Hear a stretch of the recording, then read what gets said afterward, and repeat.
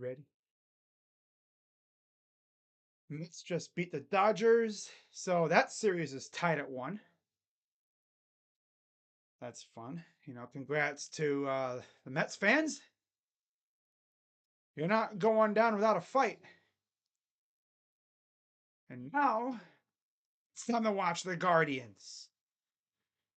What's going on, everybody? Crazy Dog back with another Guardians baseball stream for you guys tonight. All right, I see my notification went out, which is elite. It's awesome to see that. As game 1 of the ALCS featuring the Guardians and the Yankees will be getting underway here momentarily. What's up, Dylan? Rays, what's up, everybody? Everybody watching. Let's jump right into the starting lineups, as first pitch will be coming up shortly. For the Cleveland Guardians, leading off in left field, Stephen Kwan. Batting second, designated hitter, David Fry. Batting third baseman, Jose Ramirez.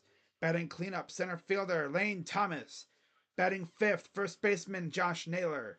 Batting sixth, right fielder, John Kenzie Noel, who I don't even think he has a hit at all in the playoffs so far. Batting seventh, catcher in the squat, calling the shots, Bo Naylor. Batting eighth, second baseman Andres Jimenez, and batting ninth, the shockingly pretty good, he's actually not a bad player, shortstop Brian Rocchio. On the mound for the Guardians is Alex Cobb. And for the Yankees, their lineup is as follows. Leading off, second baseman Gleyber Torres. Batting second, right fielder Juan Soto. Batting third, center fielder Aaron Judge. Batting cleanup, catcher in the squat, calling the shots, Austin Wells. Batting fifth, designated hitter, Giancarlo Stanton. Batting sixth, you have third baseman Jazz Chisholm Jr., who they acquired from the Marlins before the trade deadline. Batting seventh, shortstop Anthony Volpe. Batting eighth, first baseman Anthony Rizzo. And batting ninth, left fielder Alex Verdugo. On the mound for the Yankees is the lefty Carlos Rodon. Okay, so we are just about ready for first pitch, as there's Carlos Rodon. 14 starts, 9-2 win-loss record, 3.11 ERA, 81 innings, 10.1 K through 9, and 2.04 opponent average in the regular season at home. It's like a beautiful night for some baseball. Of course, how did they get here? Well, the Guardians took down the Tigers in 5, and the Yankees beat Kansas City in, what was it, 4? Maybe it was. What's up, Eric? Of course, Kansas City took down Baltimore in 2. They only allowed 1 run against the O's. That was crazy. That's still crazy to me how Baltimore only scored 1 measly run against Kansas City. But again, there's the lineup. It's like a decent amount of Guardians fans actually at that game. Obviously, we're not taking over that joint, but you get the idea. Like, there's a decent amount. Gonna be an interesting one. Winner of this series, of course, goes to the World Series. So yeah, essentially the AL pennant will go to either the Yankees for the first time since they went to the World Series, I think, and they beat the Phillies, and then the Guardians, of course, would be for the first time since 2016. Wind impact on high fly balls +11, +4 to left field, minus the other way to center, and then it has a negative impact coming from right field. So here's Stephen Kwan against Rodon. And the first pitch, outside, ball 1. And the ALCS is underway at Yankee Stadium. Here's the 1-0 from Rodon. Fouls it off. Have 24 average, 11, I don't know, an 1136 OPS this postseason. So he's pretty good. I think he had a hit in every game. 1-1, fouls it off. I like when I get tongue tied. It's always so much fun when I get tongue tied. 1-2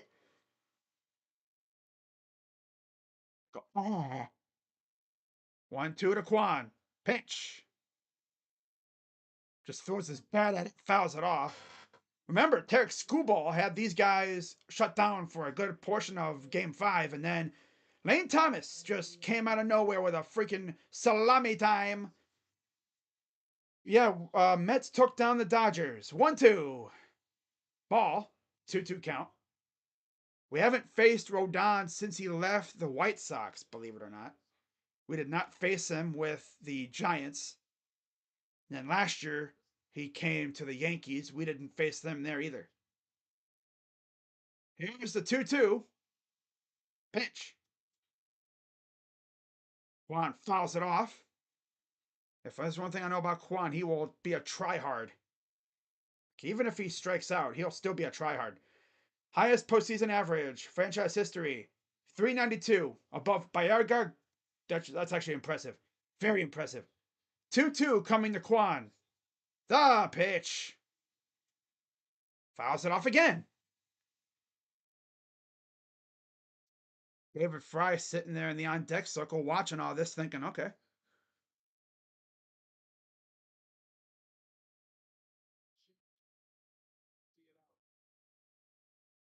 All right, here's the 2-2. High ball 3.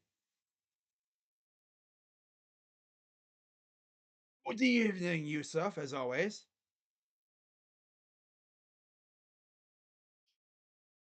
Off pitch to Quan. The pitch. And he pops this up as usual with classic Quan. Tried to go opposite field and he pops it up. Lazy ass fly ball. Mike Estabrook is at home plate. Dan Isonia's at first. Chris Siegel at second. Alan Porter at third. Jansen Visconti is in left. And Vic Carapazza is in right field. There are 3 umps having their first championship series. Fly, first pitch, up high, ball 1.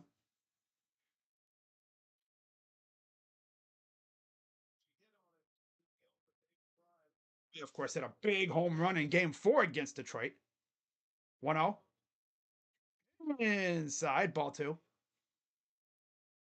Get some run support from my guy, freaking Cobb, eh?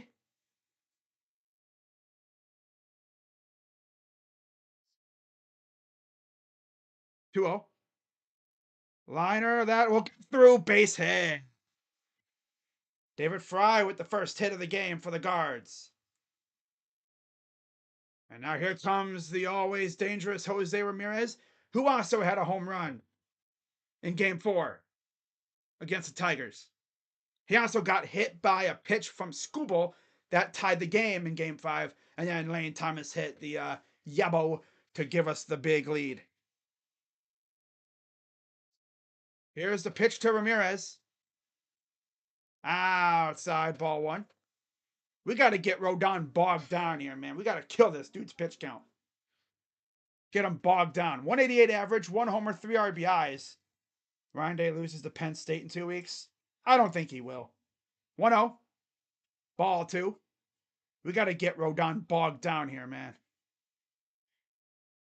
Traffic on the bases and maybe bring in a couple runs to help out Alex Cobb.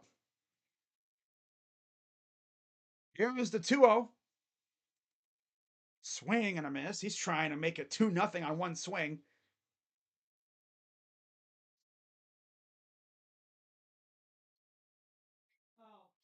It's a 7 series. So we'll see how this goes. Here's the 2-1 from Rodon. Pops it up as always. Oh, wait, it's not going to be trouble. 2 down. That's Soto.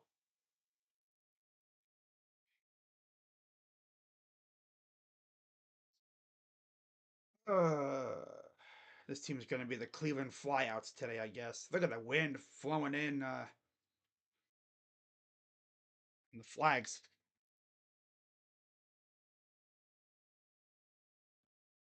Here's the hero from Game 5, Lane Thomas.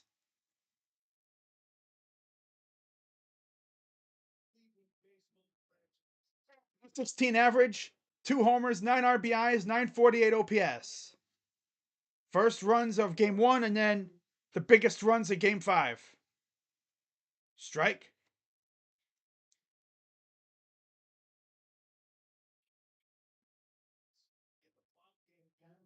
The Guardians faced the Yankees in the 2022 ALDS, and we saw how that went. 1-1. Swing and a miss.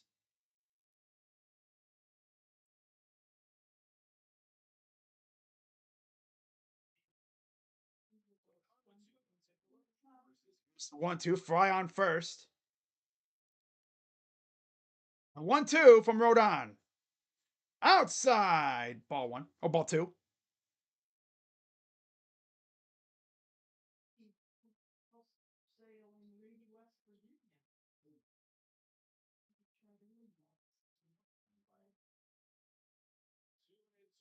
It's the 2-2 to Lane.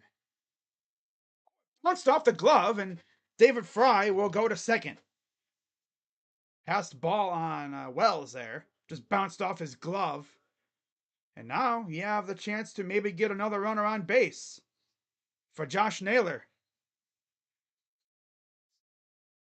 Just right past, didn't even go off the glove. It just went right past the glove. There's Vogt and company in the dugout.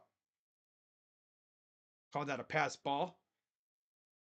All right, here's the payoff to Lane Thomas.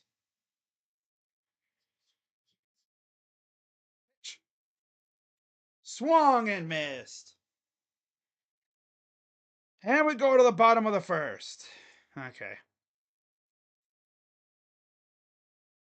Alex Cobb will face the top of the Yankee order.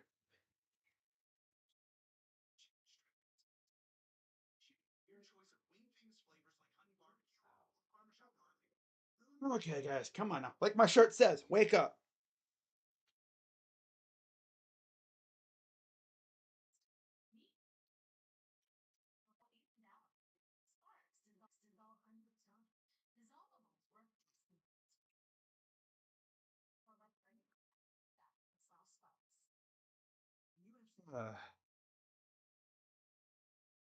Someone in this group chat said this umpire crew is way too Italian for this to be a fairly called game.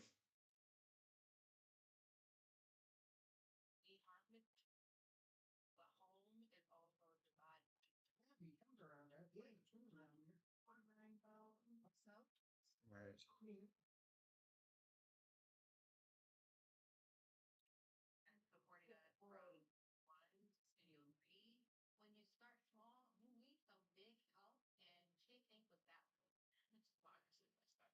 Oh wait, let's do a little. Oh, I was gonna say let's have a little bit of fun, but I don't really want to. I don't want to do that right now. I messed up my scoreboard. I can do it on my phone. Let's do that. Man, Frank Gore Jr. gets to play. How crazy is that?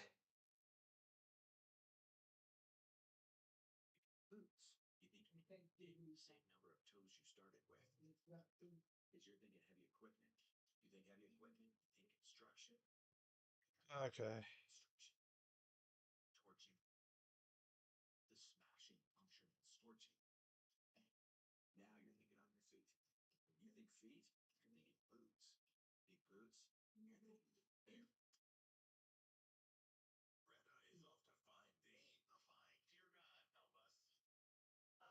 I mean, this is one of the most historic playoff rivalries in baseball. Yankees and Guardians slash Indians. At least in terms of recent history. They always faced off.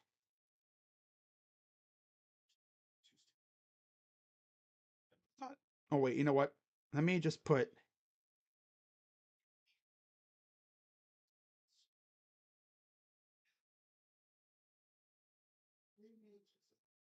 Yeah, the only thing standing in the way of the Yankees' first playoff berth since before the 2010s is the Guardians, of all teams. A team that's been a thorn in their side for many, many years. First pitch is a base hit for Gleyber Torres off a Cobb. I mean, this is going to go swell. Yep, this is going to go swell. Yep. Yep, this is going to go so swell.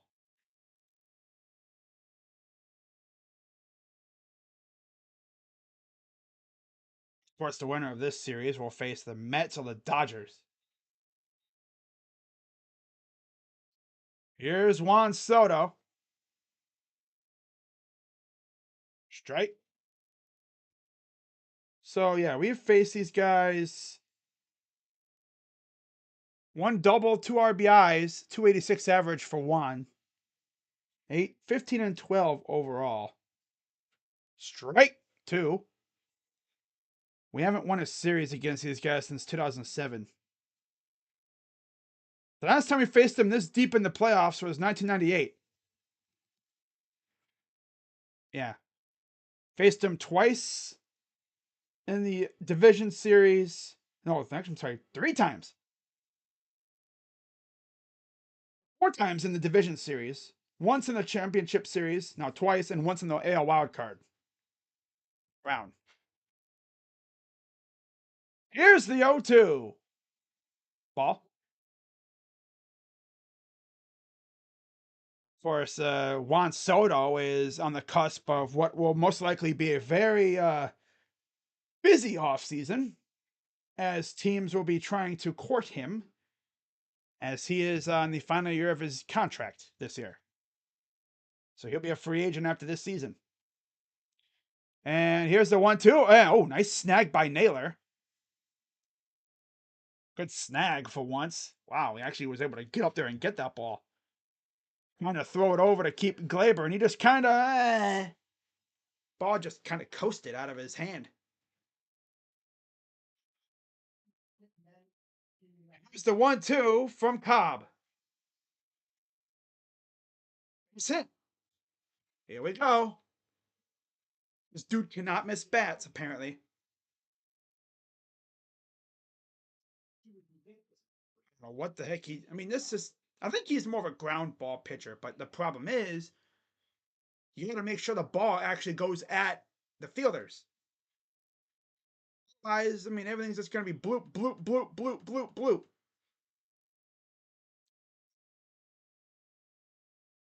Honestly, I would have did an opener today. Maybe like Gavin or something against their top of their order. Here's Judge. Oh boy, this is gonna go so swell.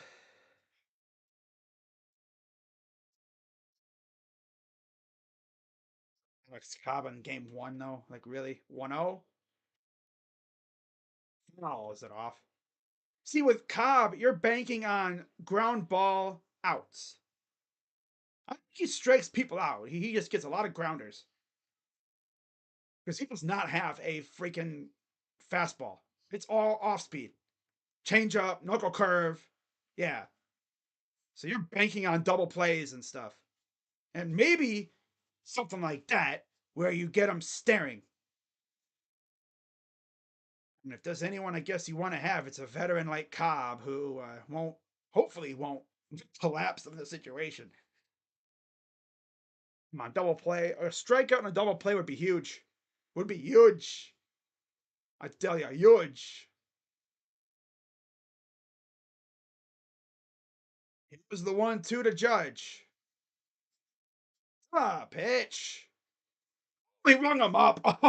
Oh, damn. Struck him. Oh, didn't even offer at that. That's probably the only way he's going to strike anybody out. See, when you're a pitcher like him, an off-speed guy, you're banking on groundouts, or someone who's looking fastball, and you get him with an off-speed.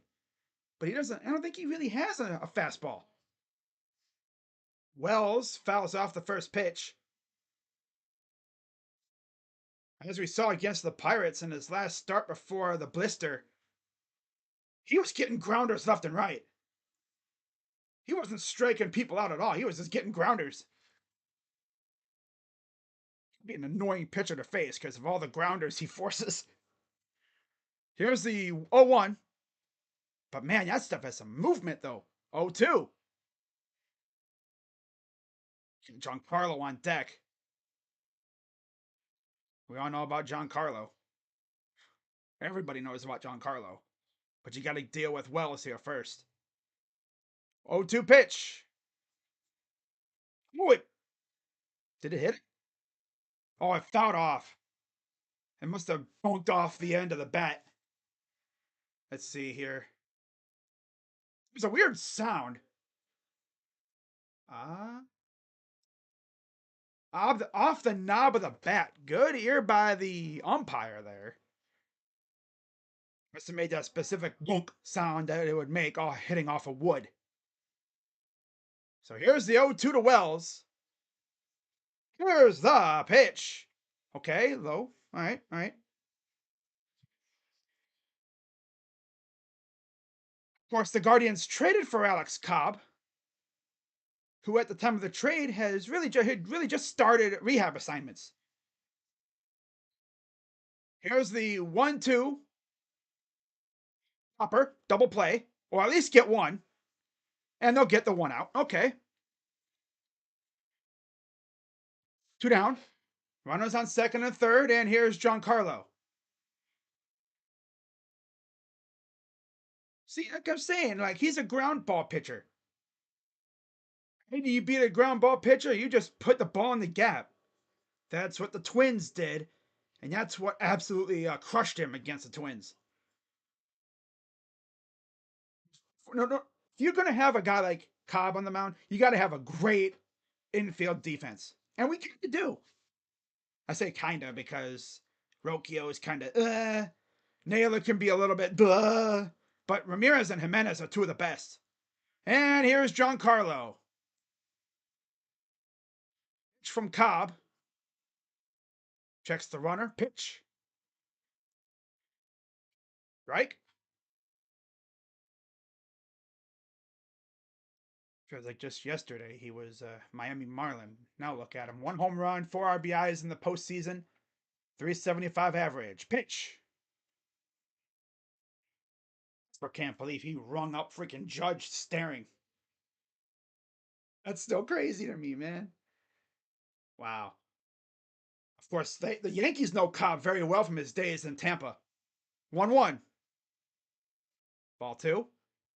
They know him very well from his days in Tampa. Sure if they faced him with the Giants, though. I'm sure they have. 1.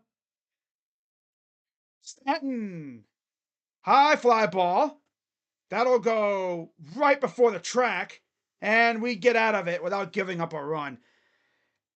I swear, if you judged everything based off the crowd's reaction, you would have thought that ball was going 600 feet over the freaking left field banner, over the advertisements and left.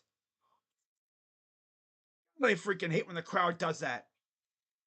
They see the ball go up and they're like, ah! It's like, that free time. It's even worse than the cameraman doing that crap with the freaking making it look like it's a moonshot, and then you look down and there's a guy like this. He's like, got it for the out. Anne's reaction and cameraman had me thinking that was gone because I watched the out. I watched Kwan's reaction. Yeah, figured that while he wasn't out because Kwan was going after it, but man, now the Yankees fans get to talk about Stephen Kwan. Oh, he's annoying. Or if you thought he was annoying, just imagine facing Kerry Carpenter. Dude turns into Barry Bonds.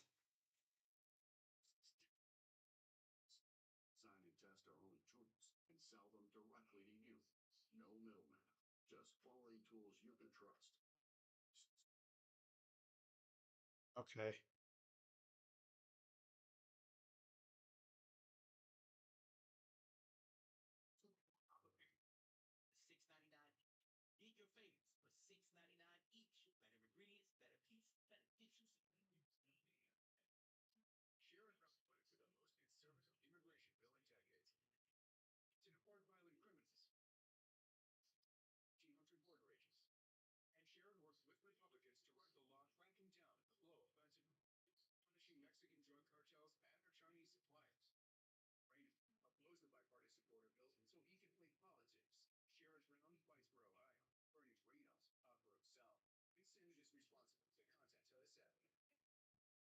when those fans do that. Like, I go, ah, think, dude just barely hits it off the bat and they think it's going 5,000 feet. See any ball go in the air, they react like it's going 500 feet. Pisses me off.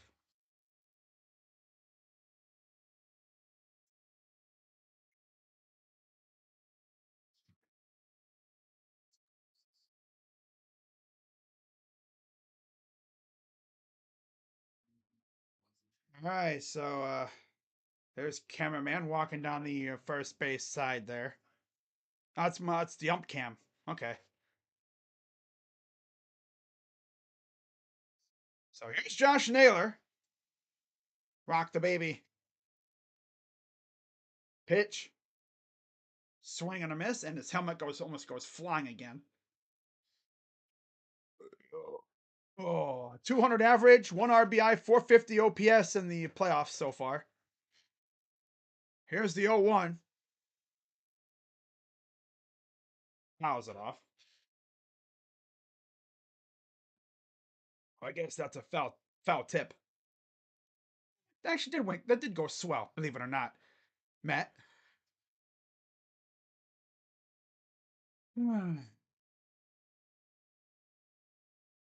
Here's the 0-2. Pitch. Outside.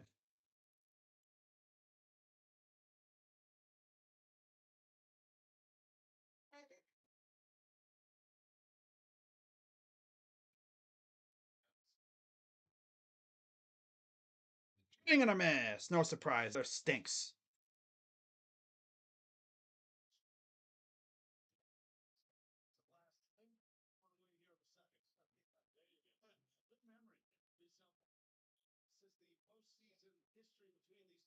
Season history. Look at all the times we've faced off since 1997. Cleveland, New York, Cleveland, and then New York's won the last 3.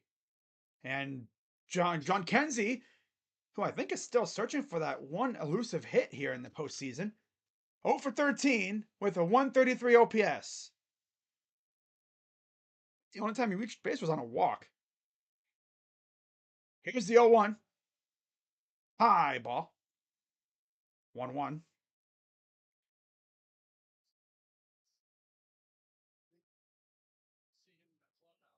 Here's the 1-1 to Noel. Swing and a miss.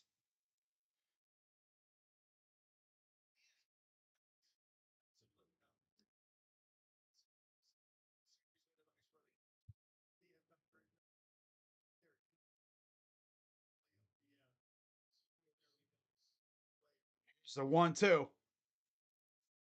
And he bloops it in the left, and there's his first hit of the postseason.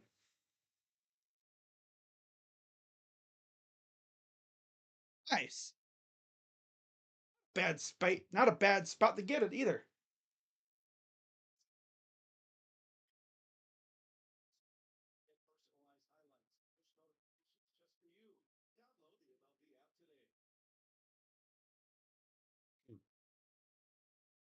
All right, so here's Bo Naylor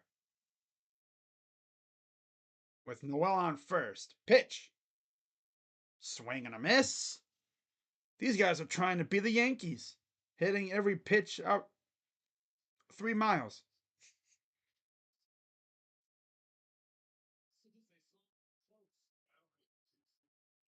Pitch. High ball.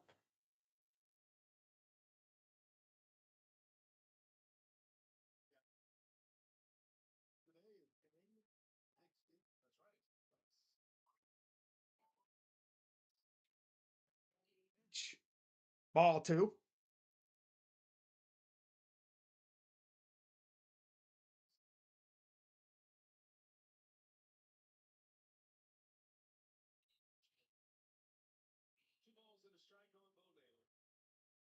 Pitch. Swing and a miss.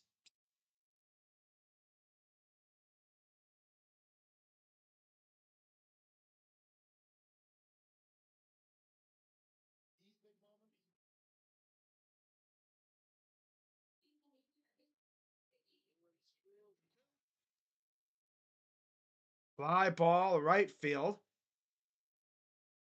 Soto comes in to make the catch. 2 down.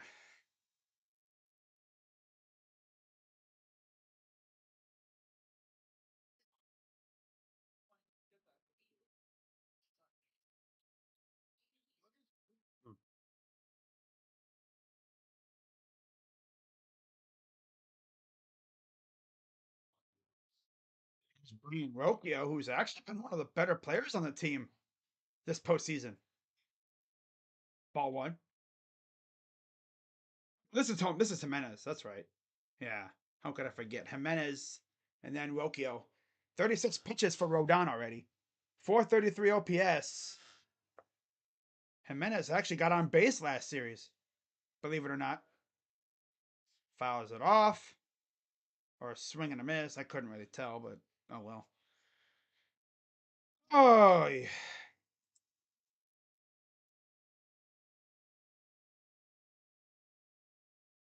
1-1 coming to Jimenez. Pitch. Fouls it off. Makes it a 1-2 count against Rodon.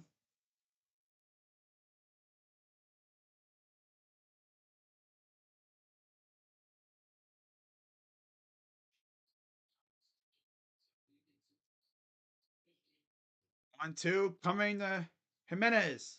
Swing and a miss. Struck him out. Retires the side.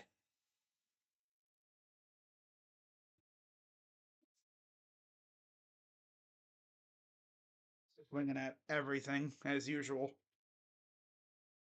As always, swinging at everything. That's all this team can do, swing at everything.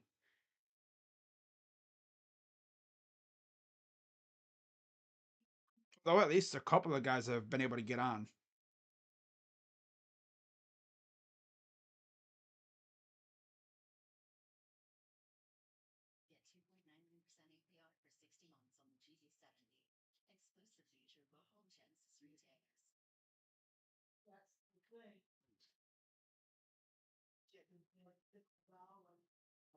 Oh.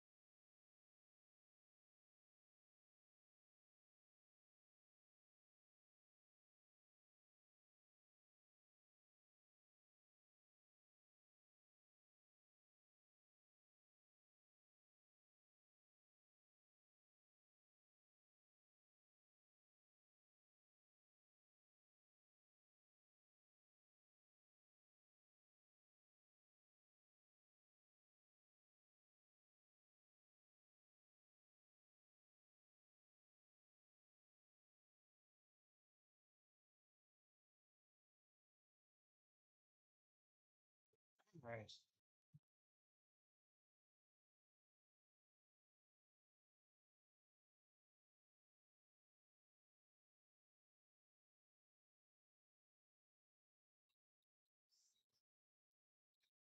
It's not always about the money, Spider-Man. It's about the moves. MLB Twitter account really posted that meme, I guess, in tweet form. All right, here's Jazz Chisholm. The Yankees really lone acquired at the deadline. 133 average, 1 homer. I actually well, no, in the postseason, but he actually was pretty good in the regular season. I streamed one of the first games he was with the Yankees, and he hit a couple dongs against the Phillies. 1-0. Strike from Cobb.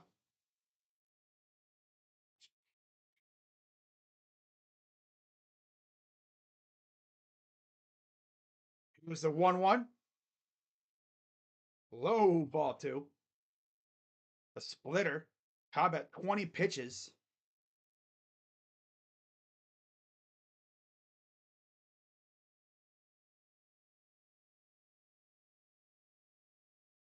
Here's the 2-1 to Chisholm. The pitch. Strike. Bo Naylor's actually gotten so much better at framing now that Hedges is here. Honestly, I kind of wish Hedges would just be a coach. He'd be a fantastic catcher coach. For sure.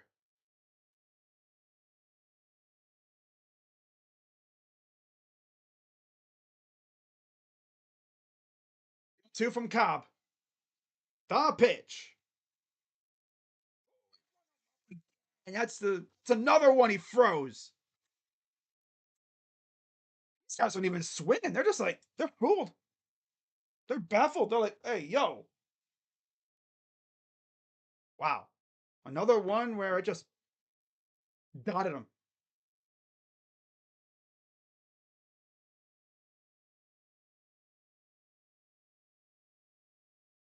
Here's Volpe. Strike up top. Knuckle curve. Again, he doesn't really have off speed. 250 average, 1 RBI, 688 OPS. But man, that thing has some movement. It looks like it's going to be a ball, and that thing just goes. Meow.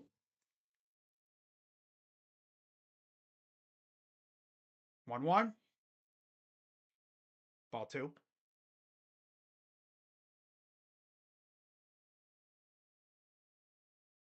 This is the same pitcher that almost had a no hitter last year against the Reds. Remember that. 2-1. Flounder fouls it off. Evens the count at 2.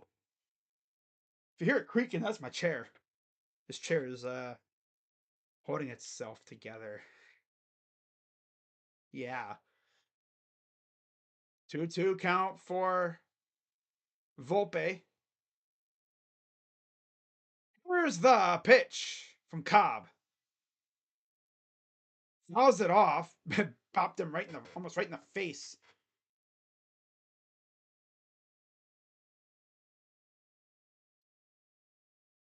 Kind of hoping we have a long series so then the Guardians can get even more revenue that they could spend. I mean, last time we had a deep playoff run, we got Edwin Encarnacion out of it. That was pretty cool. 2-2. Grounder to third. Ramirez will throw over, and they got him. 2 down. How much revenue they got from the playoffs? I don't know how that whole thing goes. Like, after a certain amount of games, I think the team gets revenue. Because I remember there was a story about the Reds, because they actually used to be good. Really good. Big red machine good. And their owner was such an asshole, cheap asshole. Like, just read up stories about their old owner. I mean, Daiji thinks the Castellinis are bad. I don't know if he's ever heard about their old owner, but my God, she was an asshole. She would make the Dolans look like the freaking Steinbrenners. She was so damn cheap, it was crazy. But like, she hated that the series didn't go deeper because they didn't get revenue. 1-1. Ball. 2-1. Of course, this is Anthony Rizzo.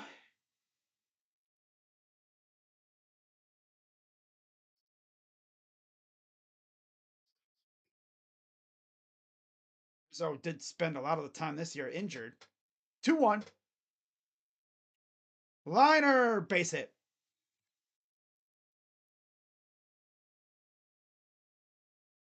Like I said, Cobb is a ground ball pitcher, but you just got to be able to have it where they hit the ball at your fielders. That's why having a ground ball pitcher is both a blessing and a curse. It's a double-edged sword because it could really help you because a lot of double plays, a lot of ground outs. But also, if these batters find the gap, you get death by ground ball. You get blooped to death. Bloop balled. Not blue balled. Bloop balled. Here's Alex Verdugo, 214 average. So here's the 0-1 Verdugo. A 1-1 count. So Cobb's at 35 pitches. Started off at around 20-ish.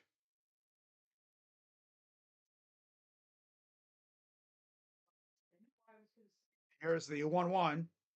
I don't know what Vogt's strategy would be because you can't do what you did in the ALDS because this is a longer series. So you need more length out of your starters. I'd say Cobb goes at least 6. And then you maybe bring in the pen if necessary. Ball 3. Okay, come on, Cobb. You're losing him. You do not want to face freaking top of the order. And there's Torres, who got a base hit his first time up. 2 down. Runner on first.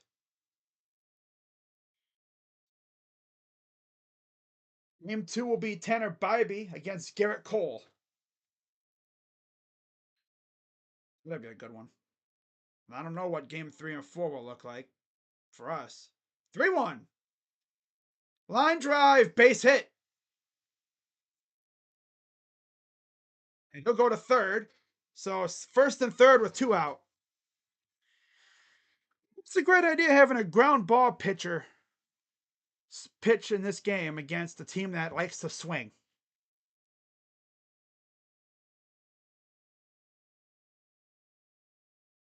By ground balls. That's what's going to happen here. And the way he's gotten strikeouts as if the dude just stares at the pitch. So runners on first and third. Here's Torres. Pitch. Chopper.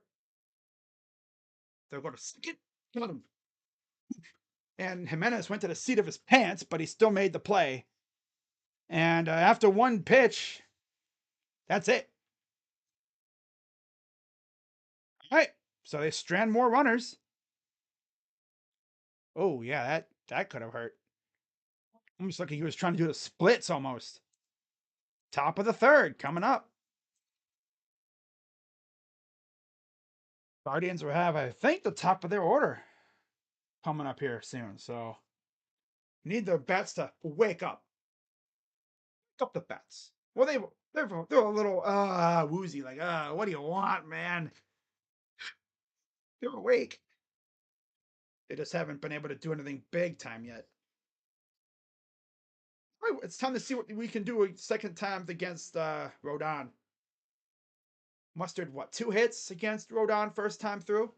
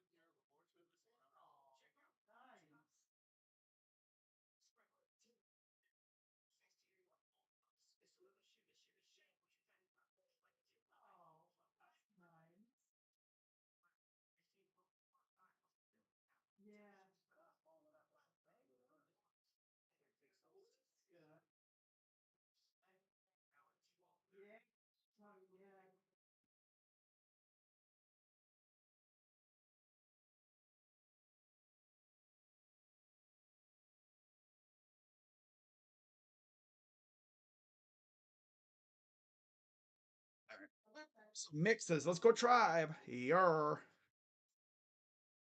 Top of the third coming up. Still scoreless.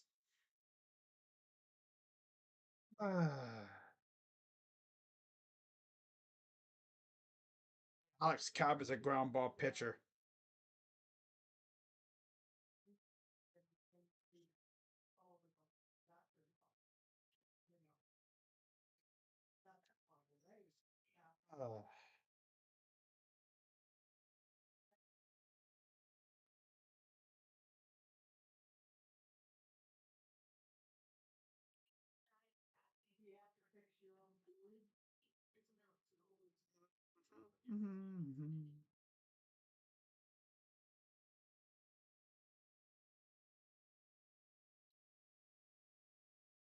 They're showing the play from Ramirez, and he had to really get down on that one. Thank God he's kind of flexible. Right in your living room. Look at that slide.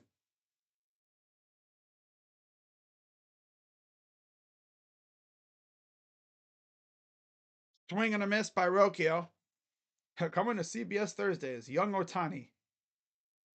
Oh my gosh. 375 average, 1 RBI for Rocchio. 0-1. Fouled it off. 0-2. So yeah, so far, first time through, we got 2 hits. See if they make adjustments second time against Rodon here. Oh, excuse me.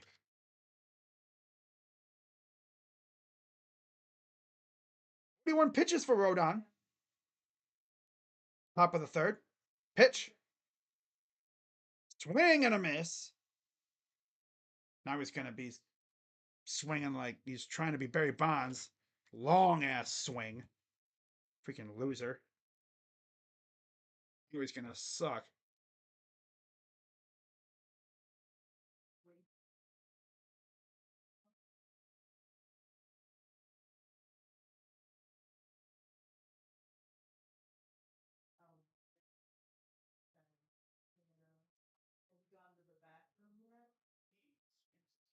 Back to the top of the order.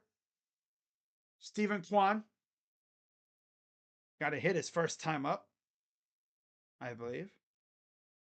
I wish I would show the batter and stuff, but 1-0. Ball 2.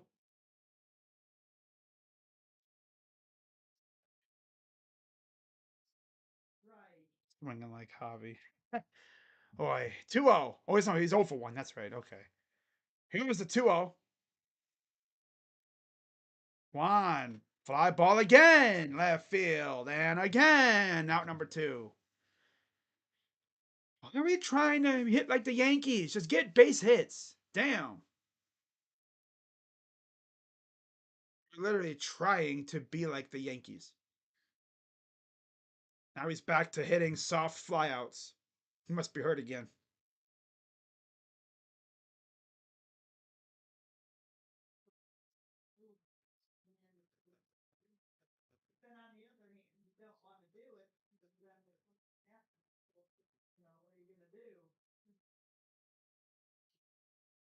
David Fry had a single.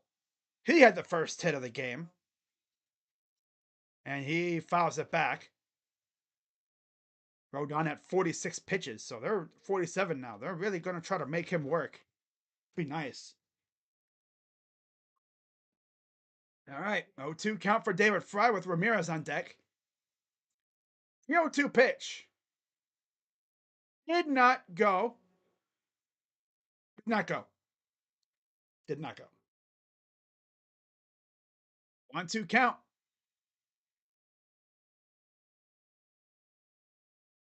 He almost went, but he didn't. Luckily enough. 1-2. Struck him out looking. Feeble ass offense once again. God, this offense goes so feeble, man. I swear. So freaking feeble. Feebility has returned again. Gosh.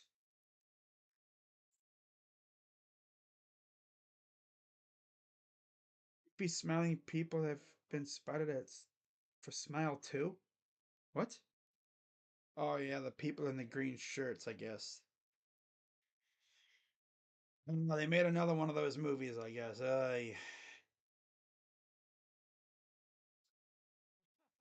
It's so funny. One of the Smile character people, I guess, that's advertised in the movie. A ball was hit right over his head. He was like, he ducked. He broke character. It's all fun in games when you got a until you got a big old until you got a baseball flying damn near at your head.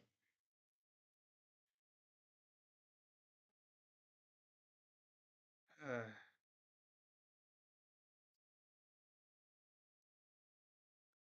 man.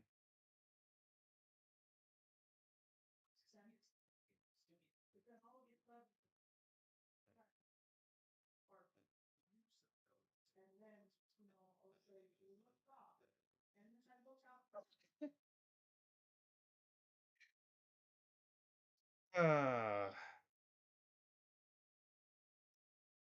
it's funny about the Yankee fan base. Some good Yankee fans, you know, like if you went up to some of these other people wearing Yankee gear and you asked them, "Hey yo, who's that? Who's that jersey?" You know, like if let's say let's say like you had a friend who was a diehard, legit Yankee fan who remembers like the like Musinas, right? Or I'm trying to think of any other one. Oh, Duque. I don't know. Obviously, I'm not a Yankee fan, so I couldn't really name some of the more like lower tier names that they've had, like Greg Bird. Yeah, Greg Bird or Didi Gregorius. If you went up to a casual Yankee fan, I bet you they wouldn't even know who that player was most of the time. Be like, oh, who's this guy? While wearing a freaking like old ass jersey of like Johnny Damon, they wouldn't probably even know who that was. Funniest thing about the Yankee fan base is I bet you most of them are what I would call four corner fans. You know, they'd be like Yankees, Lakers, Cowboys, and what other basketball team or baseball team. So here's Juan Soto, 8 for 12 in his career against Alex Cobb. Here's the 0-1, ball two, oh, ball one.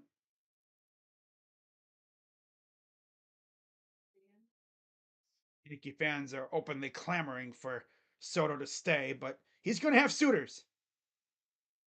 Obviously, almost, I think I saw something that said almost every team in the league is going to be looking for, at least trying to make a pitch to Soto.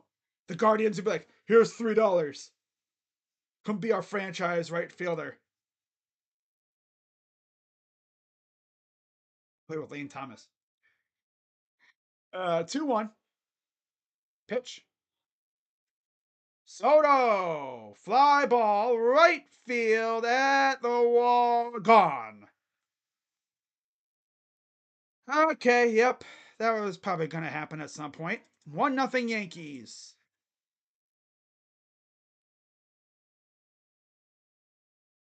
That's why I hate Yankee Stadium because that stupid ass short porch. I always call this place the damn funhouse. So small. It's so funny because you got we go from playing in the cavernous Comerica Park where you could hit a ball on the screws almost 400 feet to dead center, and that thing is not leaving the park, to this little joint where you could barely hit the ball at all, and in most parks there'd be a routine flyout, but there it goes over the wall. Here's Aaron Judge.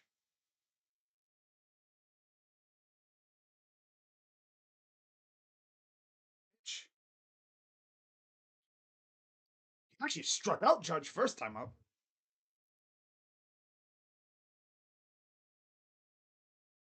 Oh man.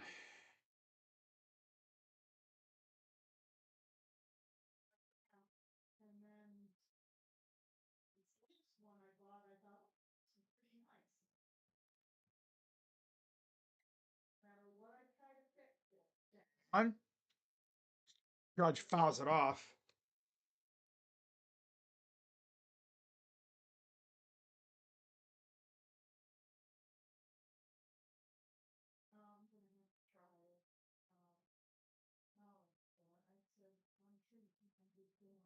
So, almost offered. Guess you could just say Soto has Cobb's number.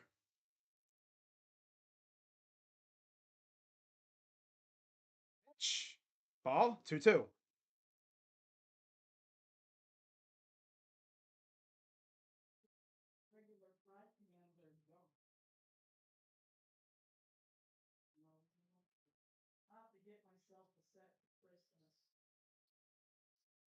Pitch. Ball 3.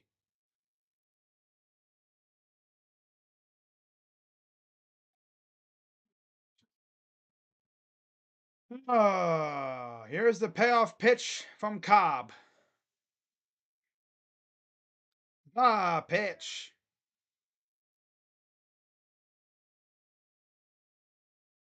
Judge fouls it off down the third base side.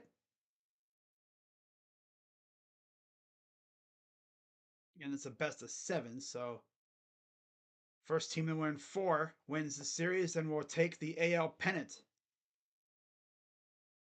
If we know about the Guardians, they always wake up in the end. Oh, we're back. Okay. Yeah, he had finger issues, and they already got the pen warming up. Looks like can't tell who's those guys are warming up. I think that one of them is Pedro Avila. Looks like.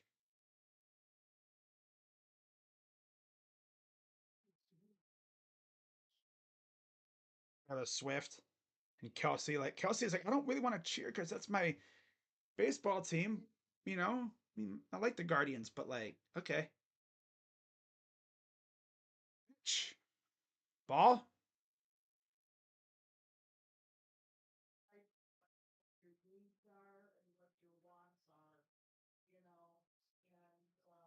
It's the 1-0. This would be the year they get Yankees Dodgers, which is what they've wanted for years. They've always wanted Yankees Dodgers just so they could glaze so hard over the series and the matchups for foul. I kind of wish the Dodgers had a fully healthy rotation though. Dodgers would probably beat the Yankees in like 6 games with the fully healthy rotation. But Glass now is hurt. Bueller's mid. Obviously, Otani can't pitch. He'd come out as a super weapon in Game 7. Swing and a miss. Struck him out. Freaking Otani comes out of nowhere. Oh my God, that's Otani's music. Freaking Game 7 to close the game out. Told me he wasn't pitching. It was like 100 on the first pitch. And they got Joey Cantillo warming up. It was Giancarlo. Ball 1. Judge isn't running.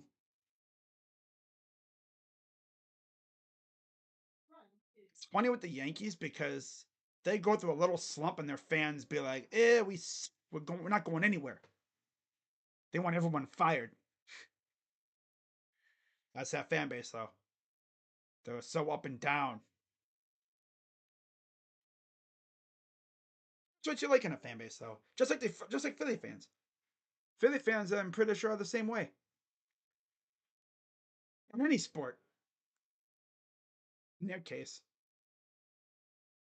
They look bad. They want everyone fired. Kind of like Browns fans. Throw it first. Got back in time. 2-0 count.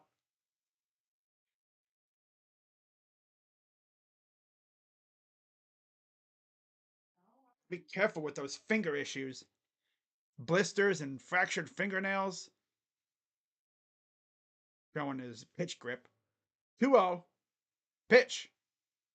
Ball 3. Get this dude out, bro. Get him out. He clearly doesn't have it. Kind of wish he was able to pitch at least a couple more times before the season ended. God, like literally, the DS was the first time he was back on the mound since he freaking hurt himself, since he had that finger issue. It's been cool to have at least a start or two before the postseason so we could work out any kinks and be ready for the postseason. But no, no. Honestly, I would have held Cobb back at least until maybe game 3 or 4 or something.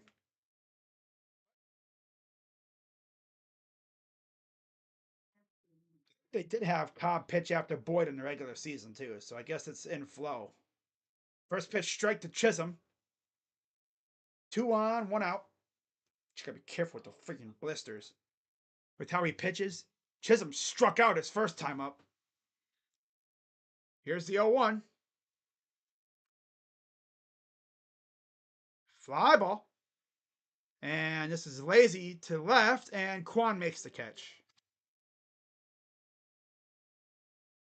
Crazy Dog, what do you think the Guardians would look like if they had the money that the Yankees had? Do you really want to know? If we had the, I'm not even going to say the Yankees. Let's say the Padres, because they're kind of like on our level. They're not a large market, but they spend over $1 billion on their team. If we had their spending, I mean, we would probably still have Lindor. That's for sure. We'd probably still have Lindor. Bieber would have been extended by now. We literally would not have never have traded anybody. We'd be trading 4 guys and signing like some of their star players that are out there. There's the 1-0 to Volpe. Ball. Teams like the Yankees, they rely so hard on free agents. Every once in a while, you'll see a freaking, you know, homegrown guy come up through, but yeah. Ball 3. Come on! Cobb, throw strikes, dude. It's pretty clear you don't have it, bro. Pretty clear he doesn't have it.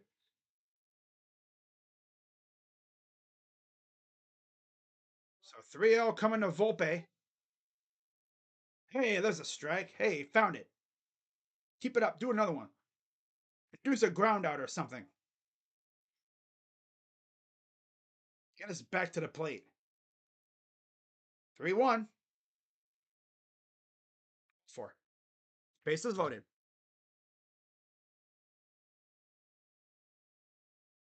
Vote. Yep, vote's going to get him. Going to go to the lefty. So Cantillo will come in with bases loaded. Couldn't take him out before.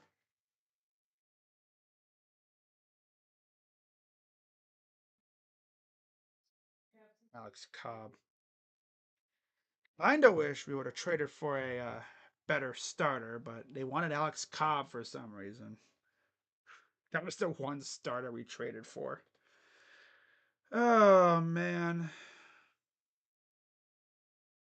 Ridiculous. I would have wanted Jack Flaherty, but the Tigers are being stingy. We probably could have traded for Garrett Crochet. But no, the White Sox are petty. We could have had Crochet, probably. That would have been cool. No, the White Sox are petty.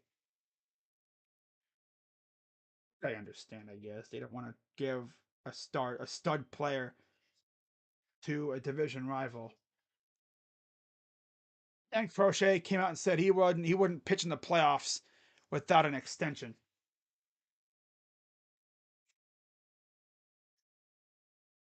Of course, the pitcher we trade for is Alex Cobb, who only had, I think, 3 starts because of finger issues. Oh man, this would have been Shane Bieber for sure, I bet. I don't know though, because if we had Shane Bieber still, he probably would have pitched game 1 in the ALDS, maybe game 2, and then probably Matt Boyd game 3, and then we would have went on from there. So this probably would have ended up being maybe tonight. Yeah. And then Boyd for tomorrow. Because again, we'll be right back here tomorrow. And I'll be right back here tomorrow for sure. For game 2. Just see if we can get out of this mess. It's either going to be 1-0 heading into the fourth, or at worst, it's going to be like 4-0 and the inning continues. 5-0. Straddling on a tightrope here is Cobb. Might still be coming back from that blister. Like I said, I wish he would have had a couple starts in the regular season to work out the kinks, but of course not. 2-4 record for Joey Cantillo. Runners everywhere. Ball 1 to Rizzo. That's bringing a kid to face off against Rizzo. Yeah, this is going to end badly. I can already tell. Barely saw Cantillo in the ALDS. I think he had one mini outing, I guess, out of the pen. Here's the 1-0. Ball 2. Oh, this guy can't freaking find. He can't locate again. Oh, lovely. Good job, Vote. Good call, Vote. Good call.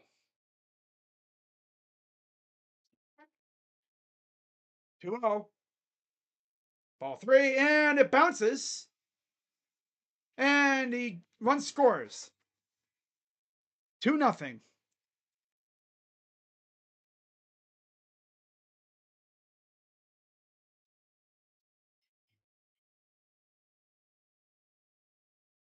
Three nothing, or is it 2-0? Oh, okay, 2-0. All right. I thought it two scored, but no, only just Judge.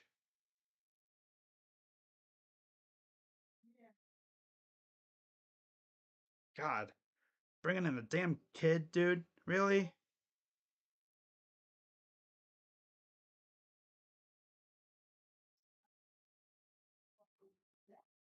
Ball walked him. Oh my God, these people are pooping themselves. Yeah, Vote clearly has no idea what he's doing. Vote has no idea what he's doing.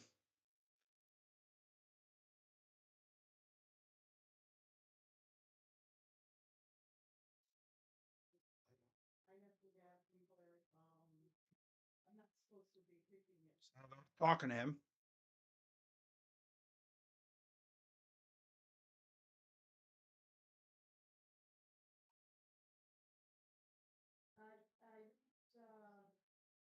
Oh, Cantillo, of course. Couldn't go to, like, I guess a more veteran arm. But I mean, we don't really have many of those. Oh, brother.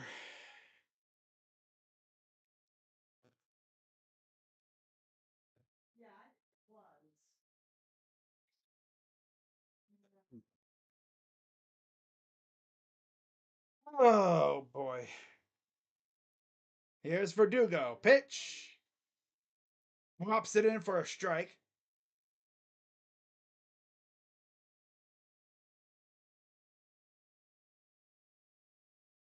I was like, man, I wish my fingers weren't so messed up.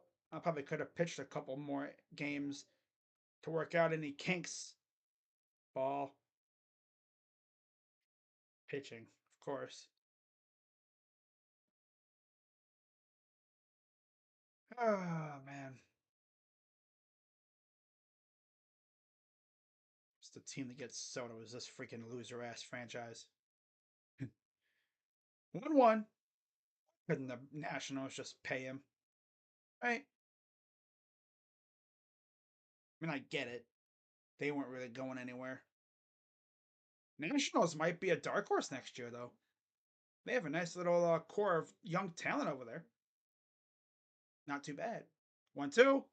Ball bounced it. And another run will score. This loser thinks he's playing cricket. Freaking scrub ass freaking pitcher. This dude thinks they're playing cricket. Bouncing the ball off the dirt. He's practically put himself.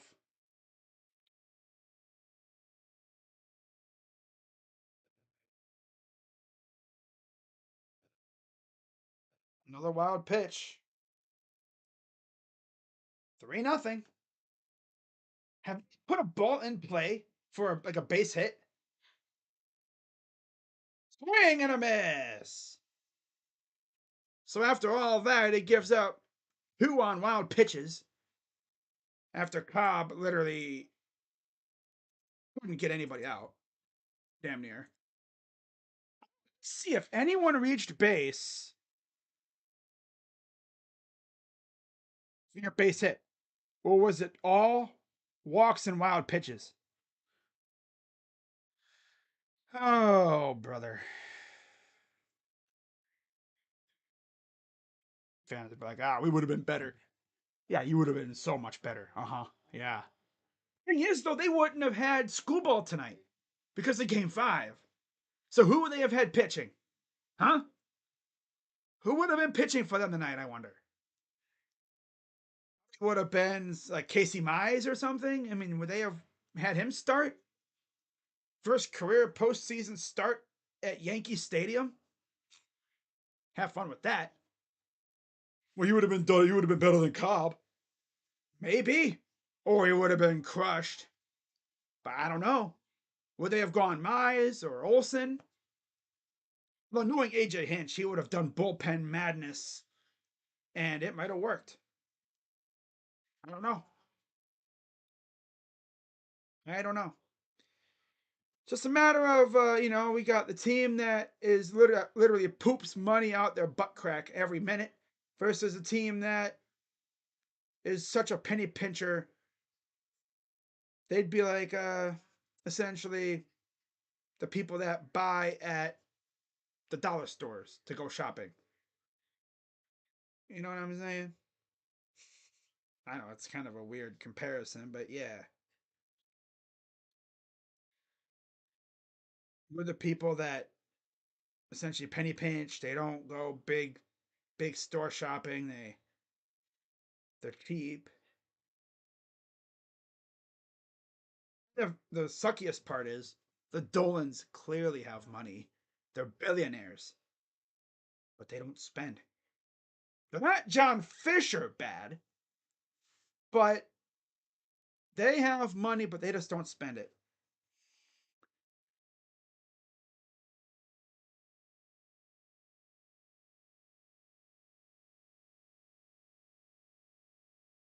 He's Gronk spiking the ball. Uzumaki. Oh, Adult Swim. Oh, wow.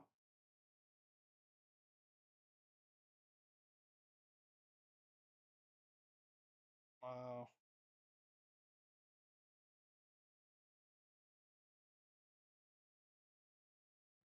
So first pitch is a strike to Ramirez.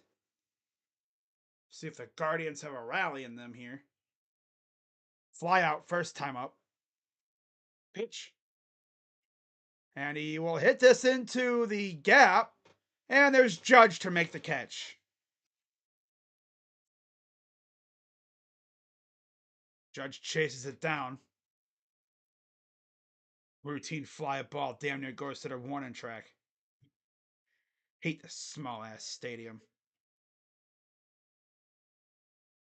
They barely even got much wood on it. It still almost went to the track.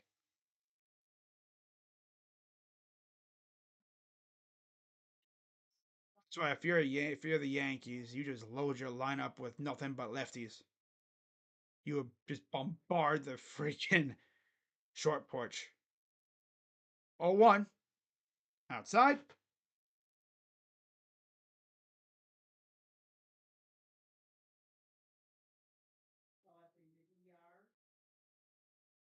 One. Fouls it off. I mean, if I had to choose of the other three teams, if we don't do it, obviously I'm going to say screw the Yankees. I'd rather have the Dodgers win a World Series. And he strikes out. This team is so feeble. Yep. So freaking feeble. So freaking feeble. The feebility is insane.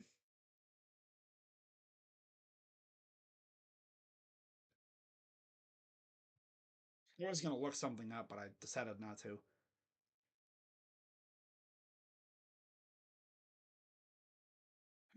This team is so feeble.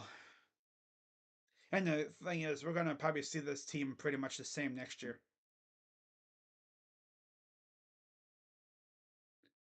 Strike one to Naylor.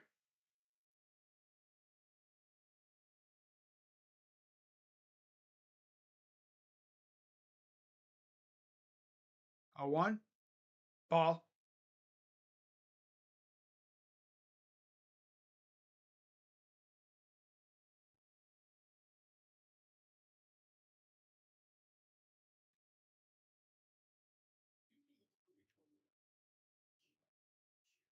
A 1-1. Swing and a miss. They're not even trying anymore, dude.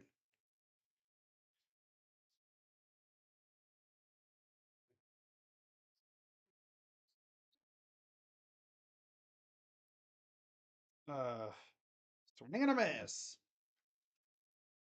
Holy feeble. Oh, Rodon is just dancing on our ass right now.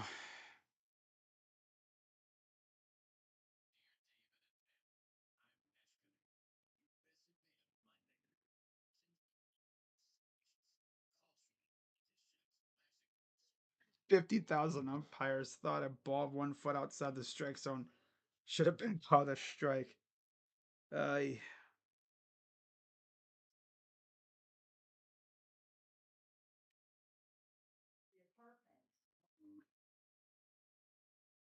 Everybody on this team is feeble.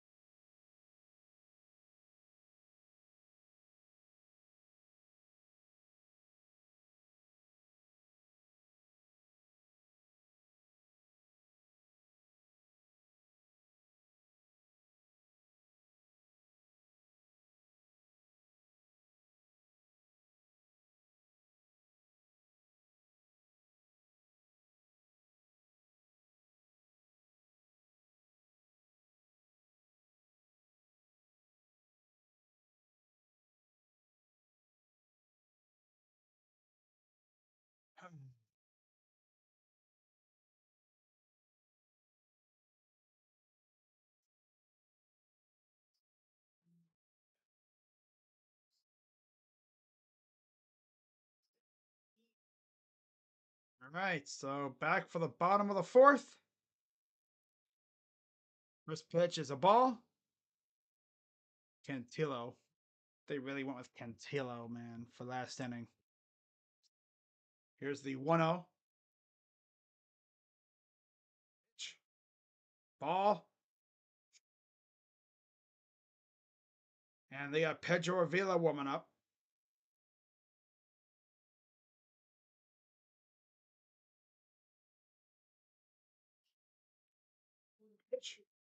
Hey, found the strike zone. Good job.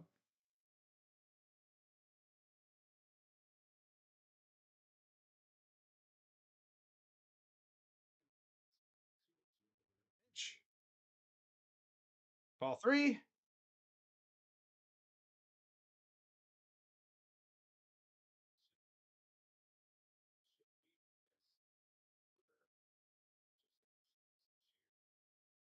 Three, 1.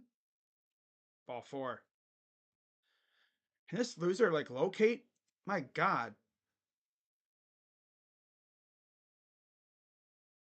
Having a damn walkathon over here, man.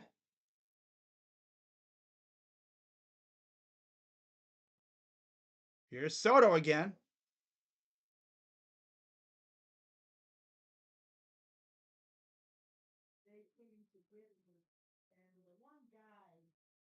Okay, here's the first pitch.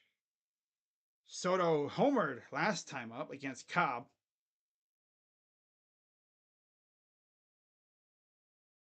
Inning, actually. And then Cobb just completely fell apart.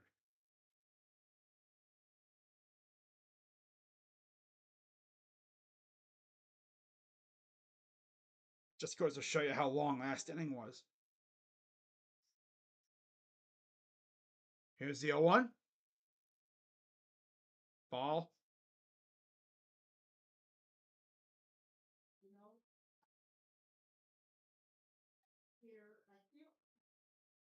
Okay, here's the 1-1 with Judge on deck. Here's the pitch. Ball off. Oh my God, this loser throws. This dude cannot throw a damn pitch anywhere near the zone. My God, get him out, vote. He's throwing the ball everywhere but where freaking Bo is. God. He's trying to go for the record of most wild pitches thrown in a game. First game we see him is a freaking game like this.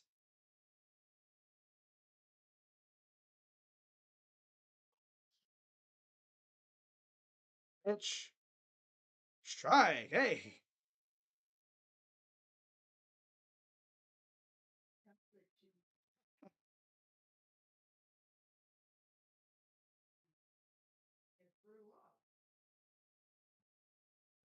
Two.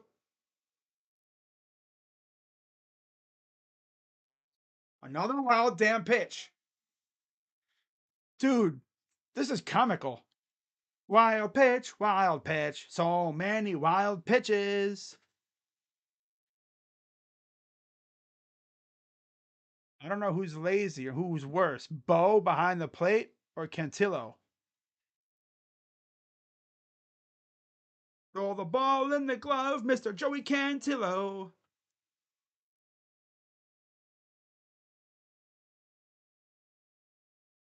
Cantillo's freaking soiling himself on the mound right now, bro. See a big old mound of poop right underneath his feet. The mound isn't even made of dirt, it's made of poop. Swing, and he fouled it off. You know how they say, like, oh, the soil is, rich by the blood of our enemies? Well, Yankee Stadium's mound is made with the poop from the opposing pitchers crapping themselves in big situations. Payoff pitch. Ball 4. Can we get this loser off the mound, please? And here comes Vote. Gonna go to the righty, I guess. Yeah, I should have put Cantillo out there. Mass decision.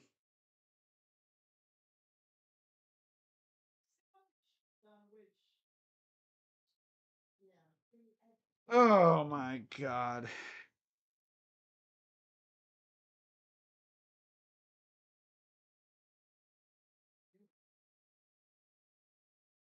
6 walks, bruh.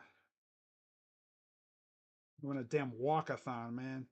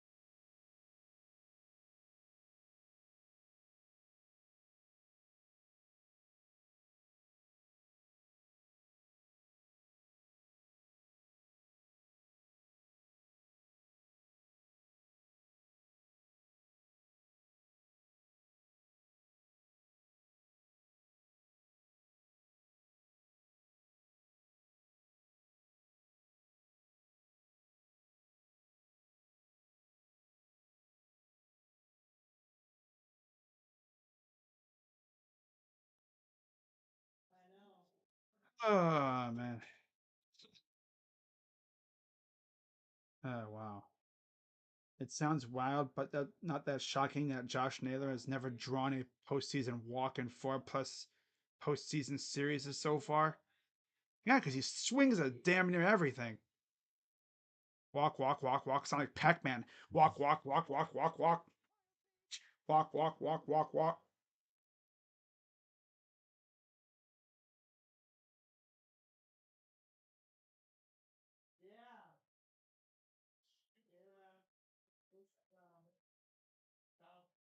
So Pedro Avila, regular season, he went 6-1.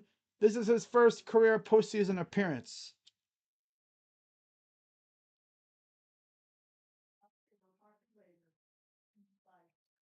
He'll face Aaron Judge with runners on the corners and nobody out. Ball, my God.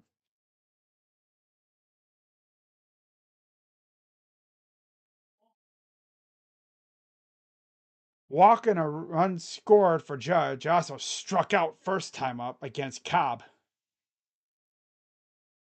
1-0. Ball two.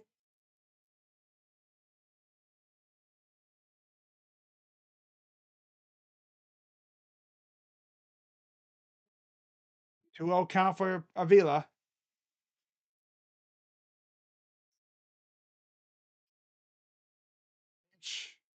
Ball three. Just not even really trying. This is laughable at this point.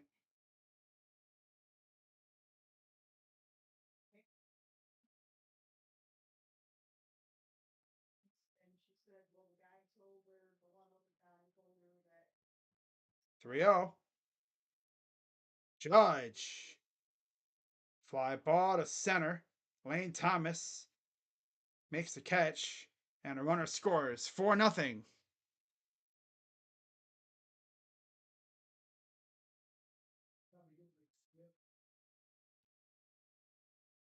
They finally get an out, though. Well, yeah, I mean, if you're a Pac-Man fan, that last inning was walk, walk, walk, walk, walk. Something like Pac-Man, walk, walk, walk, walk. And then when he would have, when he eventually, eats a ghost, he went pitch, walk, walk, walk, walk, pitch, wild pitch, wild pitch, wild pitch, and wild pitches. And here's a fly ball to left center. And Quan and Thomas. Okay, Thomas will make the catch. That'll take down Wells. That was one of the first, well, besides the home run, that was the second batted ball run scored on that sac fly. The other two were off of wild pitches because we might have one of the laziest catchers I've ever seen. And pitcher, starting his first career, well, not his first career because he did pitch in the ALDS for like a little bit. Like, what was it, 1 inning? Yeah, tough situation to be in. That's something that Hita would do. 0-1. And Stanton. Fly ball, right field. Noel is there to make the catch. Classic cameraman making it seem like the ball was going 500 feet, but in the end, yeah, 4 runs have come across so far in this one. 4-0. Top of the fifth.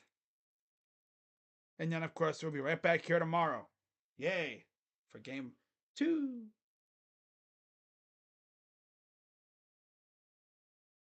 It's just so funny, though, because it's like you have to wonder how would the Tigers have fared in this game, in this series? Well, they have the managerial advantage in AJ Hinch, but their roster just does not. The roster just doesn't stack up. Maybe if the Tigers weren't complete like booty cheeks for 95% of the season, to where they traded Flaherty and Chafin in them, they might have been able to match up with the Yankees. No, no, they decided they were bad at the deadline, so they traded Flaherty. They traded away Chafin, I think. that was it. Oh yeah, Carson Kelly too. Yeah, they traded away Carson Kelly.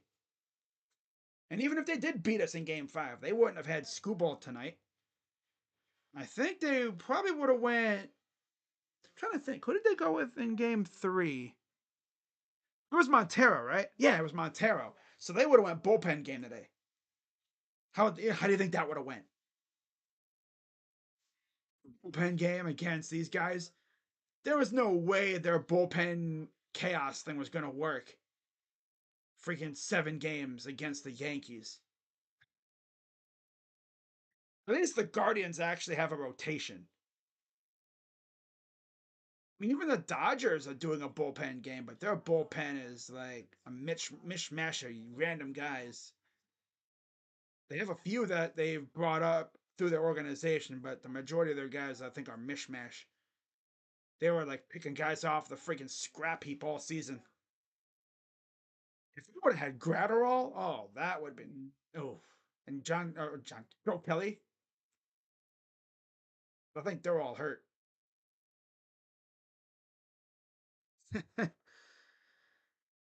uh,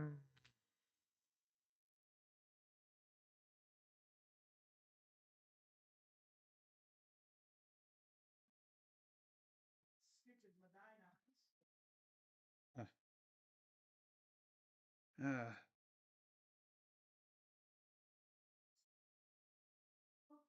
honestly, though, I mean, I said in the prediction, I thought Yankees are probably going to win this in 6 because obviously they have the big names, and eventually, just the star power is going to take over. I mean, all we have is Jose and really Josh Naylor, and he's been as quiet as a damn freaking church during the weekend. Well, I was gonna say church on Sunday, but no, he's been as quiet as a damn empty ass freaking stadium during the off season. He's been extremely quiet. Here's John Kenzie, who's single this first time up, believe it or not. 1-1. Can't even score up over 95 four seamer.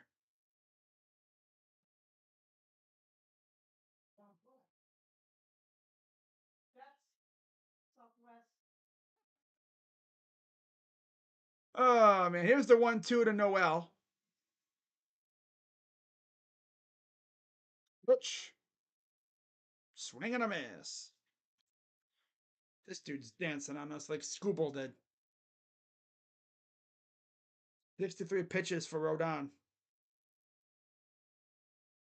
This dude's doing what Scooble did. Except we had Matthew Boyd going punch for punch. I don't know how Matthew Boyd would have done in this game.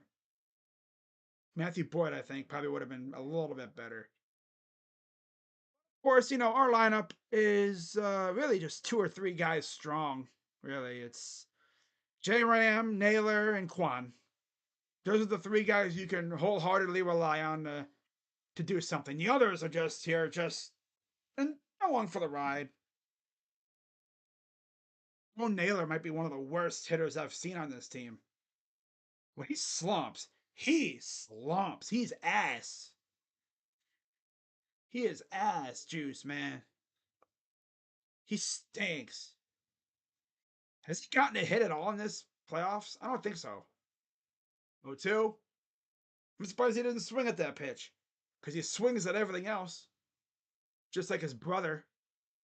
Like I said, it must be a Naylor trait. Swinging at damn near everything. And then when they do swing at something and they either strike out, or soft fly out.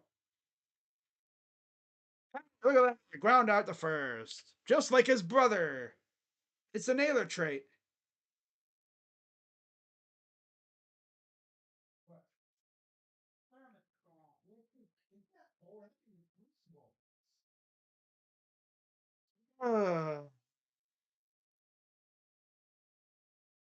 I like how almost our entire lineup is just feeble. Mhm. Feeble. Just mostly feeble. You know? I mean, after all, this Guardians team was shut out in 2 straight games. They've mostly scored their runs, ironically enough, on homers. I've said they think they're the Yankees. They want to be the Yankees with their hitting method. And tomorrow they face Garrett Cole. Watch them crush Garrett Cole tomorrow. Because logic says, funny, 0-2. Swing and a miss. What the hell is this, man? You freaking bum ass. Get off my damn team, freaking loser. They have no strategy at all at the plate. They're just, swing at everything. Swing, swing, swing, swing, swing. Like me swinging at a bug. Swing, swing, swing, swing. Eventually we'll come up with something. Oh, yeah. That's their method. Don't work the count. No, just swing at everything, no matter where it is. If it's up above your head, swing. If it's burrowing in the ground, swing. If it's like, I don't even know, at your ankles, swing. If it's in the other batter's box, swing. If it's in your batter's box, swing. If it's behind you, swing. If it hits you, swing. Just keep swinging at everything. Like I said, the only guys you can really trust on this team to do anything, Juan, Ramirez, and I guess Lane Thomas.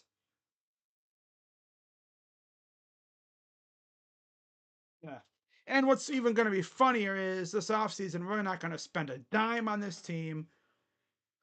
We might make a small trade, but we're not going to spend a dime on this team. And if anyone's wondering, are we going to see like Chase DeLauder next year? Are we going to see Travis Bazzana next year? Probably not.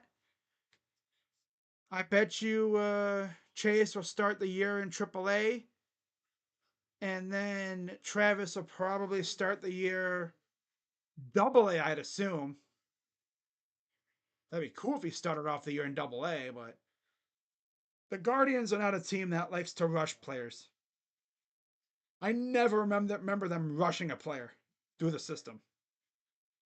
Of course, they never really had a top pick before, so I don't know how they would do it, Travis. I mean, he did come in rather late.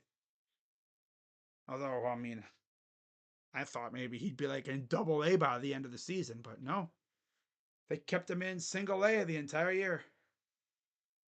I think he was in single A. Or was he in AA? He was with the captains. That's right, because they won. They won their league championship, and he was on the team. That's right. That's right. Well, oh well. But what they're gonna do is they're gonna sign one guy, Austin Hitchens, $4 million again. That's what they're gonna do. If they do anything else, it'll be minor league signings. Guys who were signed to minor league contracts. I don't even know what positions they would fill. I mean, seriously, who would we even go after? Positions. Pitcher, maybe? Bullpen? Chisholm fouls off the first pitch. Like, what would we even go after? Fielder, maybe? Some Guardians fans talk about like Anthony Santander.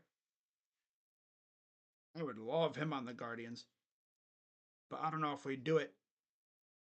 I would do him as a platoon, man. Platoon him out there, I think with Jonk or something. Yeah, that would work, I think, in my opinion. 2-1. 3-1. And if we got rid of Josh Naylor, I'd go for a veteran like Goldschmidt. 3-1. Swing and a miss.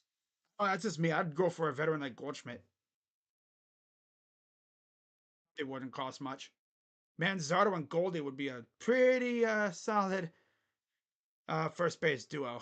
But he probably won a lot, so I don't think that would happen. I don't think we're going to get rid of Josh either. I'm just saying if we did.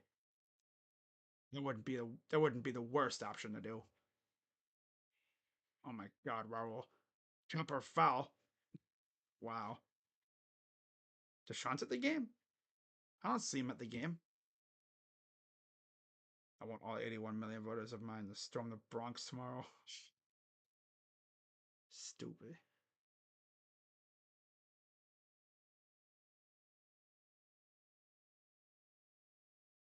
Here's the payoff pitch. Watching Freddy Krueger. Rounder right at Jimenez, who will throw to first, and there's out number one. Oh, man. Yeah, seeing how we did against Skubal, it's like, yeah, Rodon is like on Skubal's level. Obviously, Skubal honestly clears Rodon, but like Rodon is as good as Skubal. And looking at our history against Carlos, we've never really been able to beat him up. I think the one game I remember, was it against Rodon? When he was with Chicago, I streamed it on StreamYard, and Bieber was going punch for punch with him. We ended up winning that game, too.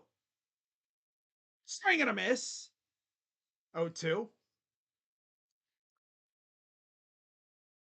keep his hand warm. Rocchio. Honestly, I would go after another shortstop, too. Yeah. Yeah, I'd go after a shortstop. Give me Willie Adames. 0-2. Swing and fouls it back.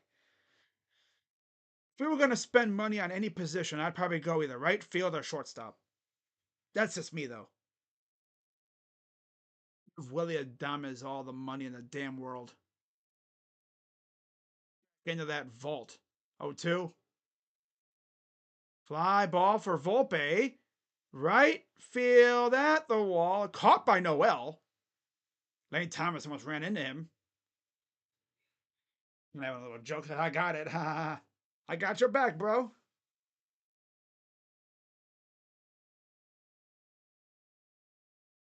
So they didn't really collide.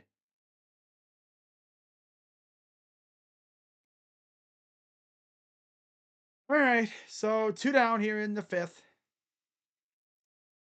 Again, tomorrow it'll be Tanner Bybee against Garrett Cole. Strike.